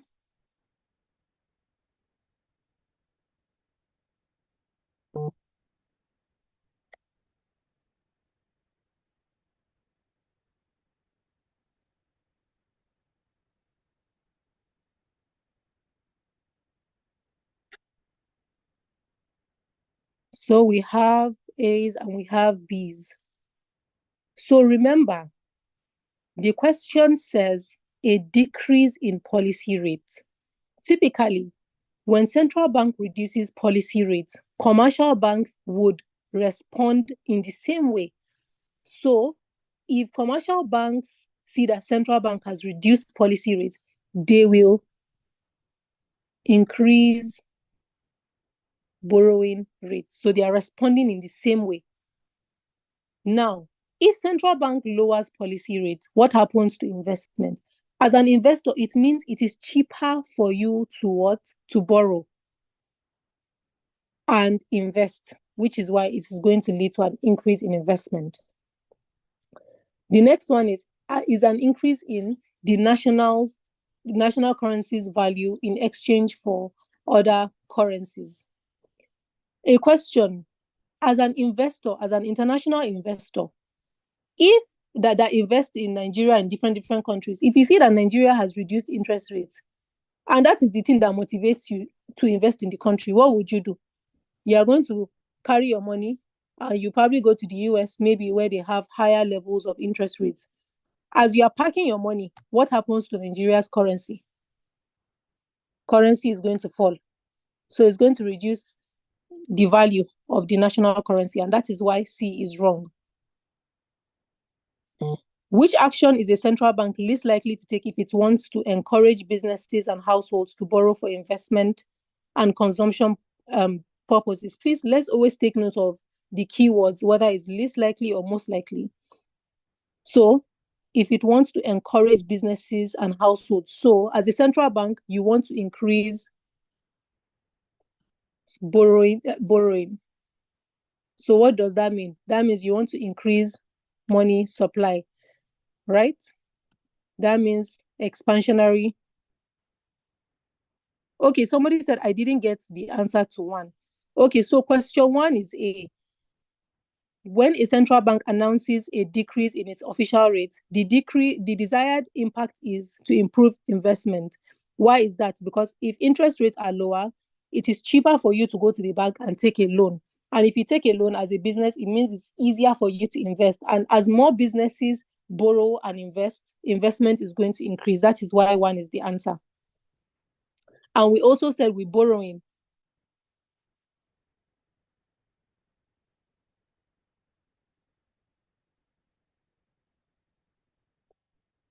Okay. All right. So number two, which action is a central bank least likely to take if it wants to encourage people and households to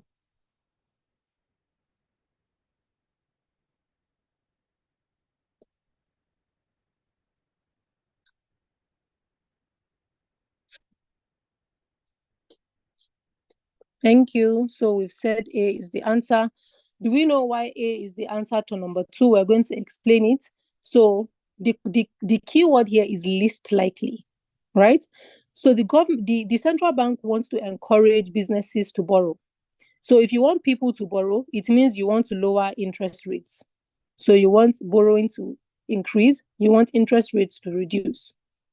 Essentially, what you want is to increase money supply in the economy. How do you increase money supply?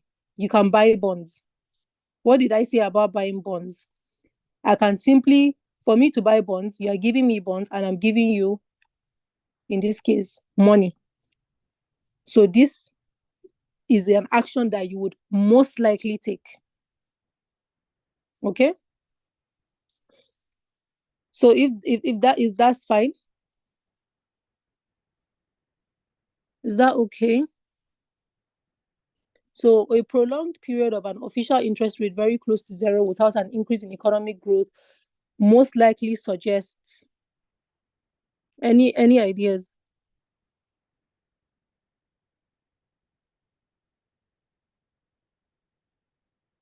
A. For which one?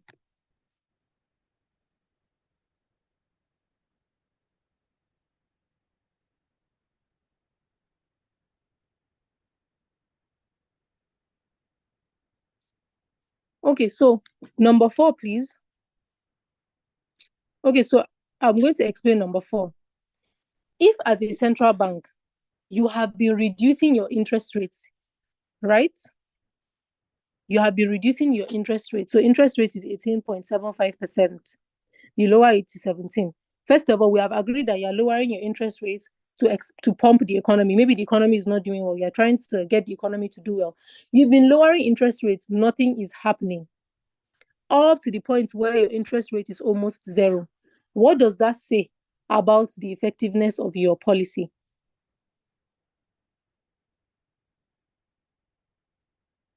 It says that your monetary policy is not effective. The effectiveness is essentially limited. Do you understand? Because you've been lowering rates. It was 18.75.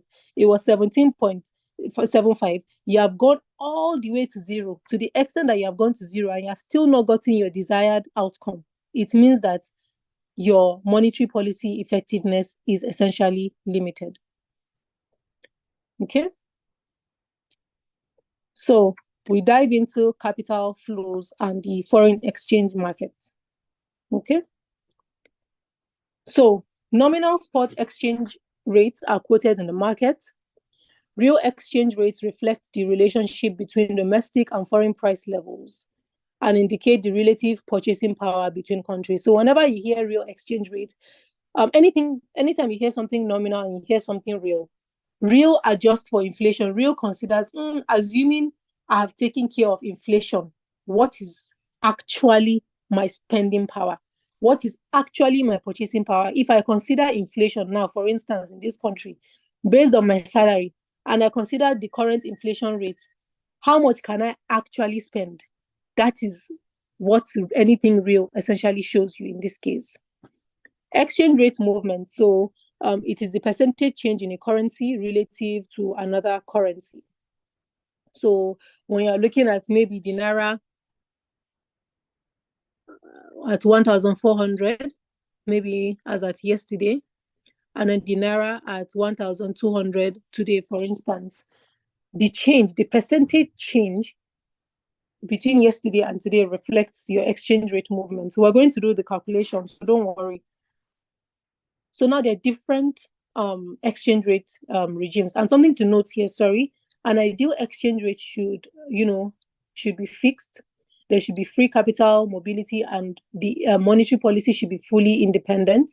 But this ideal exchange rate or this ideal scenario, it does not exist. But that's what the ideal scenario should be, but it doesn't necessarily always exist.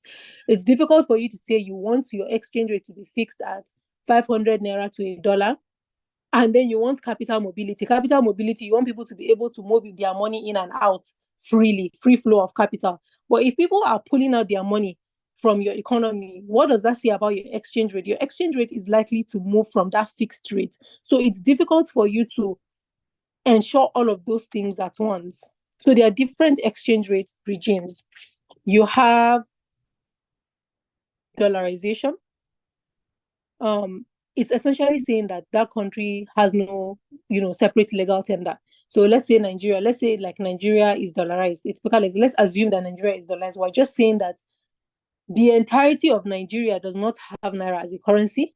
Nigeria is simply using another country's currency. And more commonly, it's usually the dollar. And that is where the name dollarization came from. Monetary union.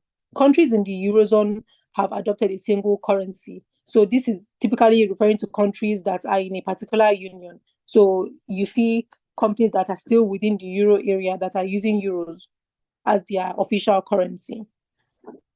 You have what we call currency board system. Legislative commitment to exchange domestic currency for foreign currency at a specified exchange rate. So this is actually legal. So let's say that's like Hong Kong, for instance. So this country, let's say Hong Kong and the United States have entered into an agreement and said, you know what, officially I am adopting the dollar as my currency, and I want to be able to exchange Hong Kong currency for X amount of dollars. So let's even say Nigeria is doing something like that now. We're saying that officially we want a situation where the exchange rate between Nigeria, between the naira and the dollar is 500 naira to a dollar. That is what happens under the currency board system. And it is a legal commitment. It is a legal commitment. Then the floating regime. Exchange rate is simply determined by the market. So you are freely floating. Whatever happens in the market is what your exchange rate is going to be. If there's a lot of liquidity in the market, that's fantastic. If there's no liquidity in the market, that's too bad. If there's very little liquidity, you find that your exchange rate would now start to depreciate. So there's a difference between individual currency and exchange rates. One can hold an individual currency, for instance, holding 100 million euro in deposit.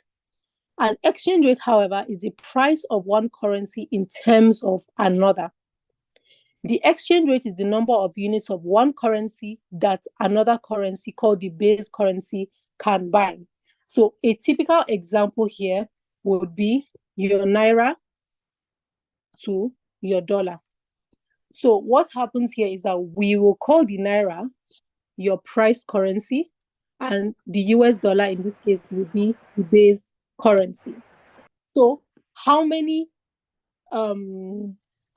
naira can $1 basically buy? If it's 1,500, we're saying that every single dollar can buy 1,500 naira. So that is what it's typically like. Then we have different quotations. There's something called the direct quote, and then there's something called the indirect quote. In Nigeria, what we have is what we call the direct quote. And it is called a direct quote because the price currency is usually the domestic currency. So in this case, the price currency is the naira, the base currency is the US dollar. So we are operating a direct quote. On the other hand, if you see a situation, let me give you an example. The questions that you might be asked is, you know, they would want you to do some certain level of interpretation. Okay, there's an investor that has traveled to Malaysia and the person is in the US. So from the perspective of the investor, assuming you're just considering his nationality, what kind of quotation is it? Is it a direct quote or is it an indirect quote? Something like that. So for an indirect quote, the price currency is basically the foreign currency. In this case, let's assume the quotation was $0.00000 to 1 naira. This is what you would call an indirect quote. The simple way for you now, if they were to give you a certain currency and they say, get it in an indirect quote, you take the simple inverse. We know that, let's say the naira to dollar rate is 1,500 naira. So 1,500 naira to $1. If I simply take the inverse of that, it is going to give me how much naira per dollar. That would give me in an indirect quote. Please, is there any question? Am I too fast? Okay. All right. So when you're trying to get your real exchange rate, like I said, you're now considering something called your inflation rate. How much naira per dollar instead, exactly. So that would now be okay, I should do it in terms of naira to USD. Okay, no problem. All right. So this is an example when you have your currency. So let's assume they've given you the spot rate. As of today, you go to your BDC guy, he tells you that the Naira rate is every dollar, for $1, you get 1,400 Naira. Okay, so this is your spot rate. That is the rate that they have given you as of today. For you to get the real exchange rate, how do you do that? You get the CPI in the US and the CPI in Nigeria. Okay, so you get the CPI in the US. So let's say they've told you what the CPI is, maybe 100. So this is for US, and then maybe the CPI in Nigeria is maybe 300 over Nigeria. That is how you get your real exchange rate. Obviously, we're going to do some questions. So there's another also very important thing that I need to talk about here. If real exchange rate increases, it means the price currency has depreciated against the base currency. What do I mean by this? If today the Naira is 1,400 to a dollar, or rather, okay, so let me familiarize you with exam conditions. Where is my eraser? I don't know, my eraser doesn't seem to be working. So I can't seem to wipe what I'm writing. So, sorry. Just a second, everybody.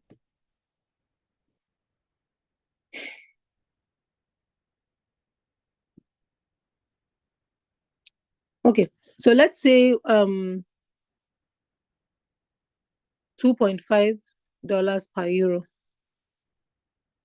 Let's give an example, right?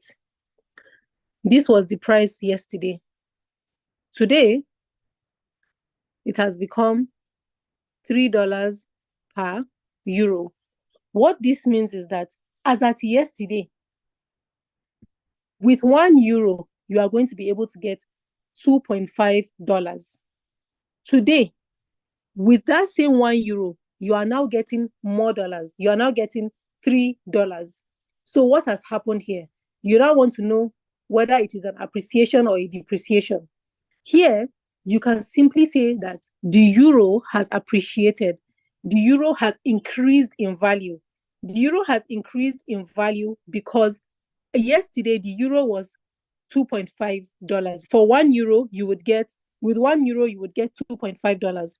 Now, with that same €1, you are getting even more. So that value of the euro has increased. So the euro has appreciated. On the reverse side now, you would say that the US dollar has depreciated. Hope that is clear in terms of appreciation and depreciation.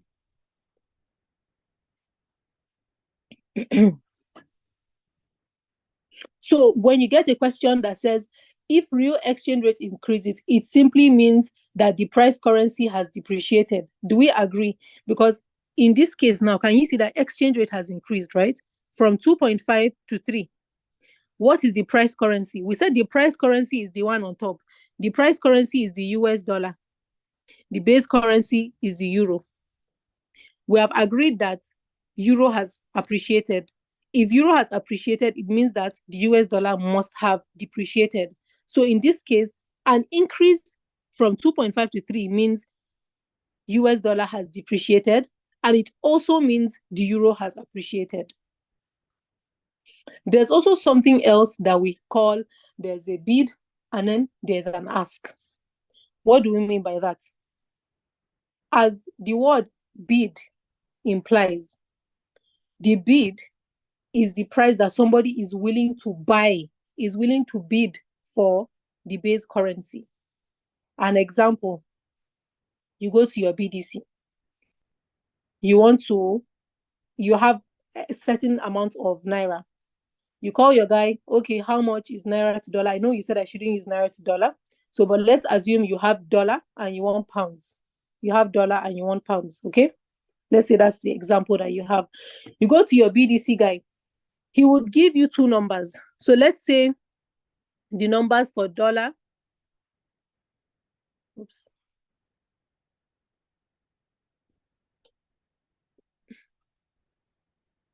for dollar to pounds.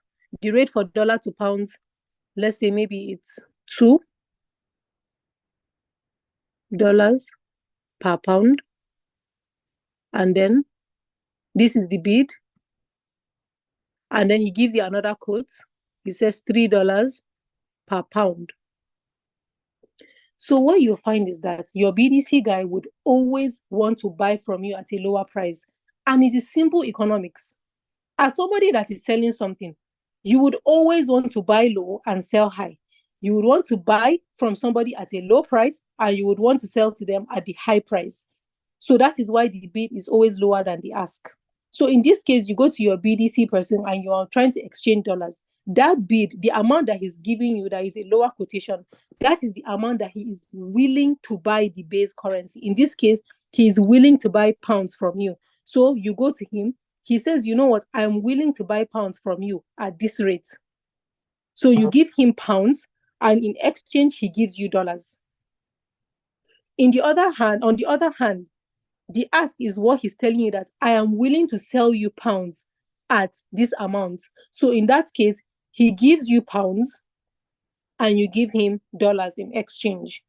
That is what your bid and ask is. Is there any question on the bid and ask?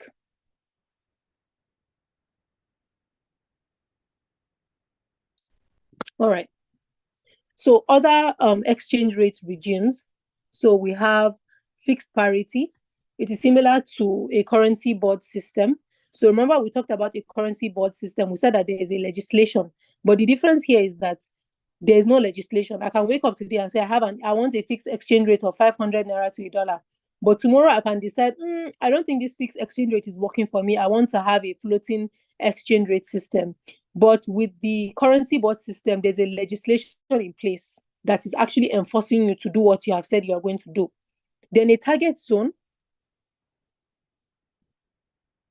The target zone, it's like a fixed parity regime, but with bands. So what this essentially is that you're saying that you want your exchange rate to be 500 naira to $1.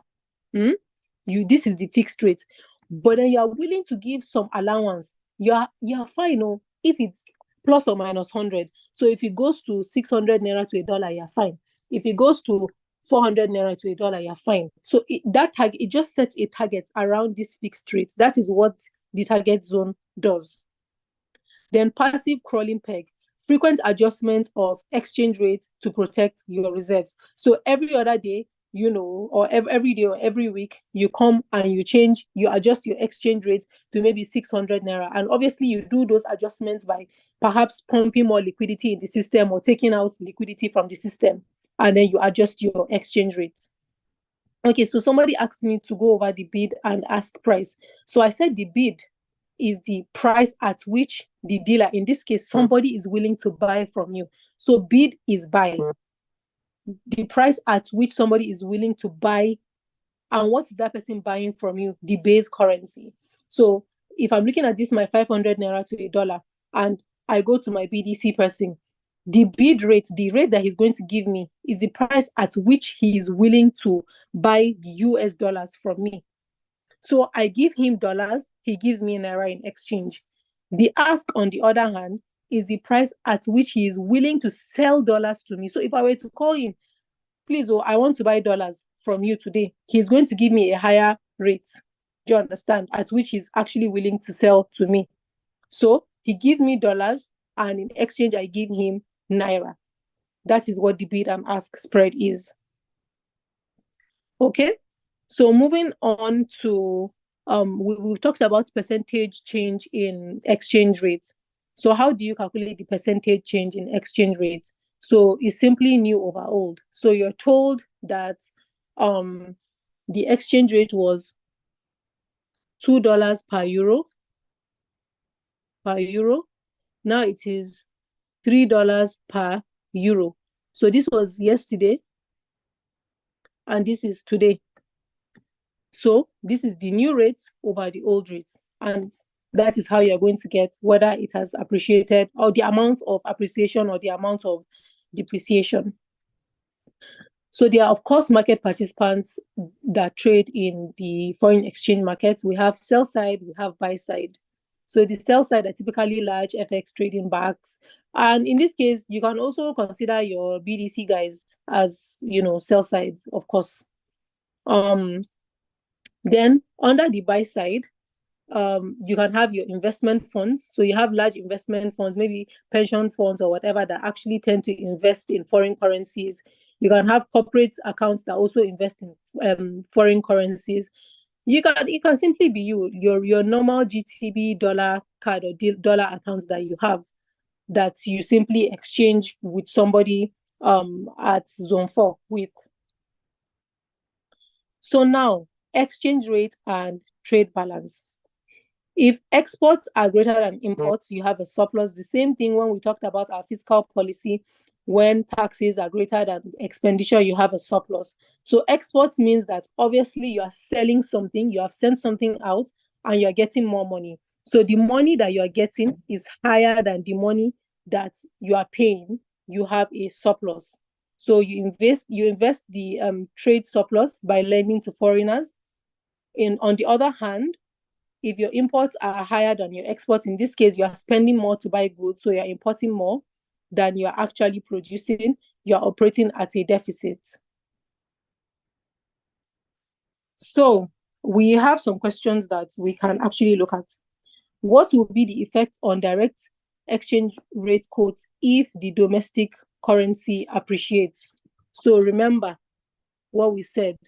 We said it is the price over the base currency. And we said for a direct quote, your price currency is your domestic currency. Your base currency is your foreign currency.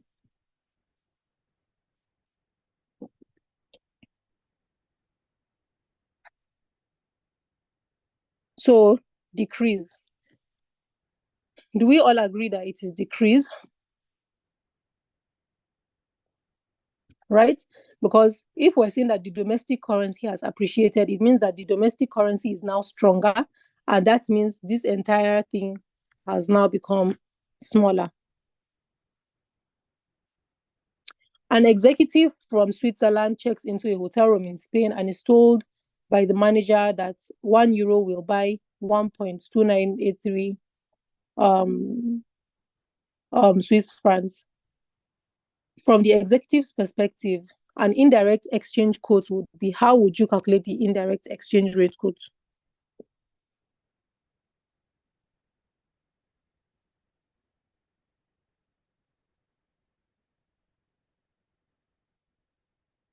So from the perspective of your executive, from the this guy here, he's from Switzerland.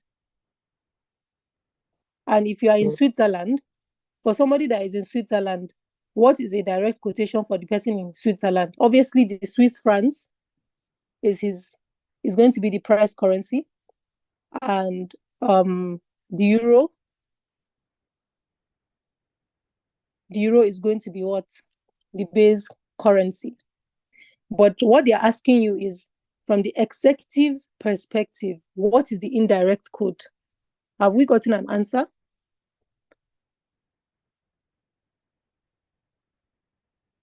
So what you essentially want now, an indirect quote for this person. So we've agreed he's in Switzerland, right? This person is from Switzerland. A direct quotation for him would be his country's currency being on top, which is CHF. So CHF over euro. We've agreed with that. So now, if we want it to be indirect, that means we want euro over CHF. That's essentially what we want. So they've already given us the CHF to euro rate. So what do? You take the inverse. So can somebody take the inverse? Let me do that. And what is the answer? The answer is A. So A is correct. Do we have any questions on this?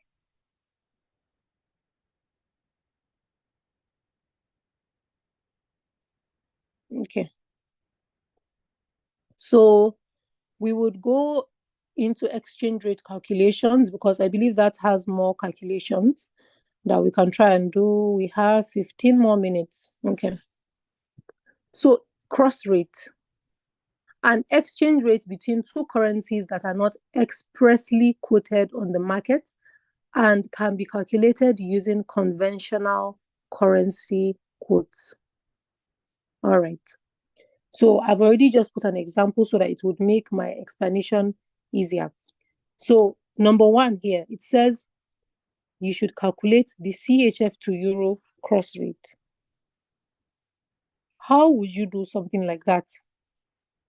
You have been given a question that has given you multiple exchange rates. What you want is for CHF to be on top. You want your euro to be at the denominator, right? So what this means is that you look at the options that you have been given. Which one of them has the euro as the denominator? We have the USD. So USD over euro, you're good with that. You pick out your USD to your euro rate.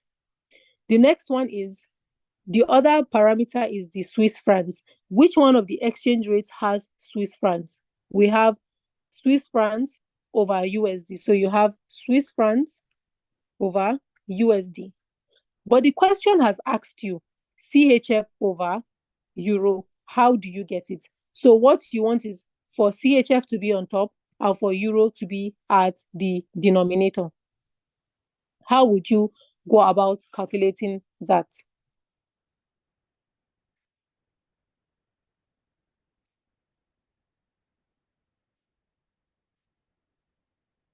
Any ideas? Okay, so let me look at this first before we do the solutions. So this is a typical example of our cross rates. So they have asked you that you want your Canadian dollars to the euro. Sorry, am I still here? It seems like I've gone off. Okay, all right. So you want your Canadian dollars to your USD, your Canadian dollars to your euro. Let me see if I can get a clear page. Sorry, excuse me, so that I can explain better.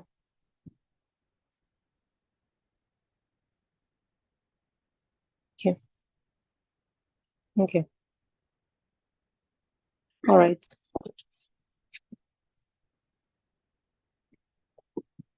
Okay.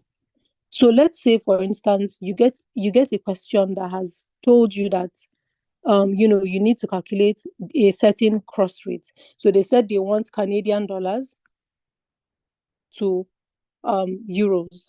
Now the question has given you different parameters. The question has given you Canadian dollars to US dollars. The question has also given you US dollars, and the question has also given you euro. You know that your question wants Canadian dollars to be at the numerator. This is fine. Your question wants euro to be at the denominator. This is fine. You can simply go ahead and multiply. By canceling this, you get CAD over euro. But it's not always that simple. What if the question you get has told you they still want you to find Canadian dollars to euros, but the question that they have told you is Canadian dollars to USD, and they have given you euro to USD.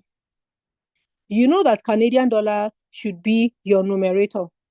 This guy has checked that place out. So you know that you are fine with this particular leg of the currency. But in this case, US dollar is at the denominator and the euro is at the numerator. What do you do? If you take the inverse by simply saying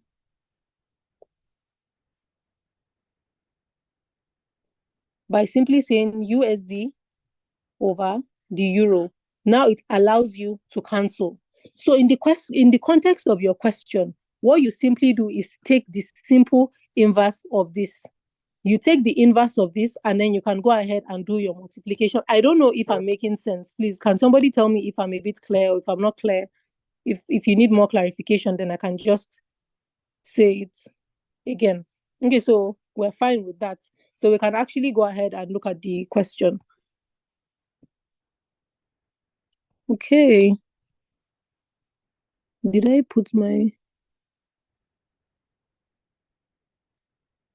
All right. So how do we go about solving this question? So they have given us the Canadian francs to euro, and then this is what they want. And then they have now told us that they've given us this rates. So what are we supposed to do? So you have your CHF to your USD, and you have your USD to your euro. You can see that your USD is at the numerator in this case, and you have your euro at the denominator. So you can do a simple multiplication, because by the time you multiply, this guy cancels this, and you get CHF over euro, which is exactly what the question is asking you to get. So what this means is that and keep in mind, the question says the spot cross rate. They did not ask you the expected rate in the future. So what you're going to be using is this column here. So what you would simply be multiplying is this times this.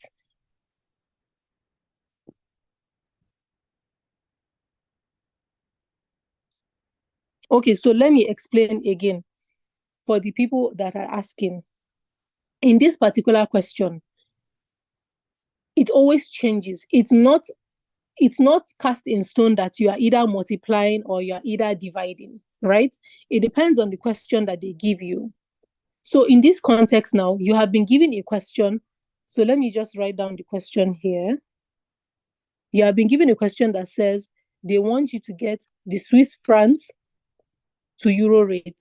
If you look at this table, there's nothing like Swiss francs over euro. That one is for sure. They've not given you Swiss francs over euro. So how do you get Swiss francs over euro? If you look at the table, which one of the currencies has Swiss francs in it? We said this guy has Swiss francs in it. So you put down your Swiss francs over USD, right? That is what the exchange rate is. The next one is which one has euro, which is the second parameter that you're looking for. This guy has euro in it. So you put down US dollar and the euro rate. Now you look, they have asked you for CHF to euro rate. So by simply looking at this, you know that if you multiply, you can cancel US dollar, you can cancel US dollar. These two can cancel. So you can simply do a multiplication and it would give you CHF over euro. I don't know if that is clear.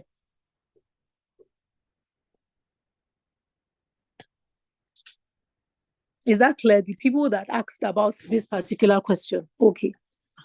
So that is why you do a multiplication in this instance. Why is my laptop? Okay. So we would move on. So the answer is A. I've not done the multiplication, to be honest. Sorry, let me just plug my...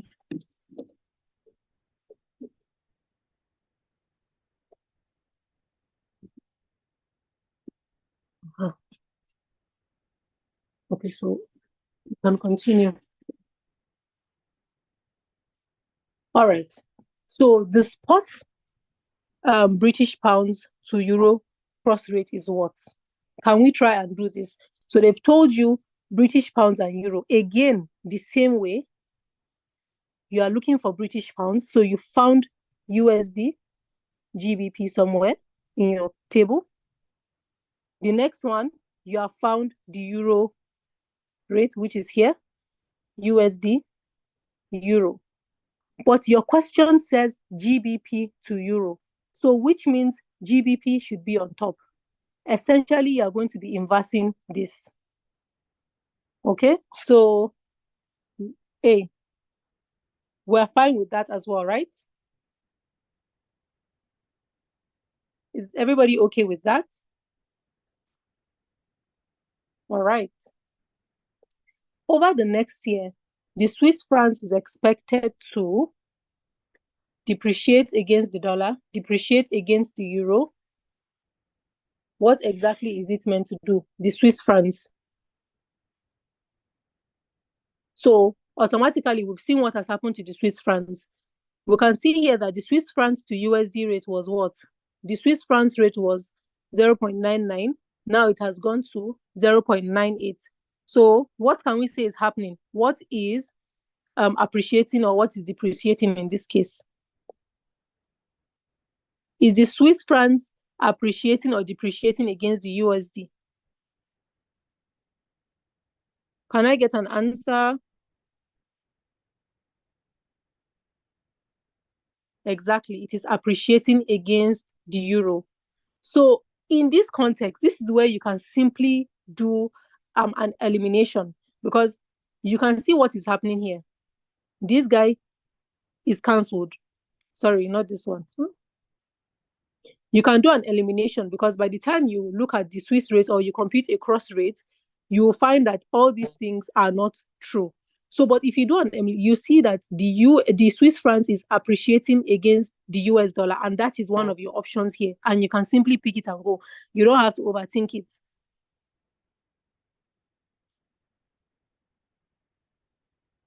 All right. Okay. Now, in professional FX markets, forward exchange rates typically are quoted in terms of points. And these points are sometimes referred as pips. Forward points are also called swap points. The point on a forward rate, how do you calculate it? It is simply the difference between your forward exchange rate and your spot rate. So if you have a question that has given you, I'll try and be fast because I think we have like 3 minutes to go. I don't know if it's a break or so. So you take the simple difference between your forward exchange rate and your spot exchange rate. If the difference is positive, you have a forward premium, which means if your forward rate is higher than the spot rate, your base currency is said to be trading at a forward premium. If your forward rate is below the spot rate, it is said to be trading at a forward discount.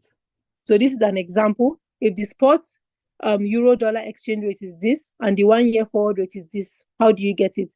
You subtract the spot rate from the forward rate and you get a positive number. So in this case, what you're saying is that the euro is trading at a premium. And those are the kinds of questions that you would be asked. Which currency is trading at a premium? Which currency is trading at a discount? It is the base currency that it is referring to. Okay? And you might also get a question that has simply given you forward points, and they said you should convert them to rate. So let's assume you have been given a spot rate. So this is your spot rate. And they tell you calculate the new forward rate. How do you calculate the forward rate? They would give you points, and you simply divide your forward points by 10,000. So this is an example of what we did here. By the time you divide your forward rate by 10,000, you add it, and that is going to give you your new forward rate. Okay, so this is an example of how to calculate your forward rate. You can calculate your forward rate by simply multiplying your spot rate times 1 plus the risk-free rate of the foreign currency. Remember before, when we're looking at the real exchange rate, we also use the CPI of the foreign currency. The same thing here. You're using the risk-free rate of the foreign currency to get... Okay, my time is up. So thank you. I'm going to share my slides. This is actually the last slide, so I think we're good. Thank you all for listening. Thank you so very much, Asana Umar, for that brilliant delivery. For me, it was a refresher. I'm sure the candidates benefited from it very well. For our candidates, we are going to be taking a 50-minute break. We'll be reconvening at 1:50.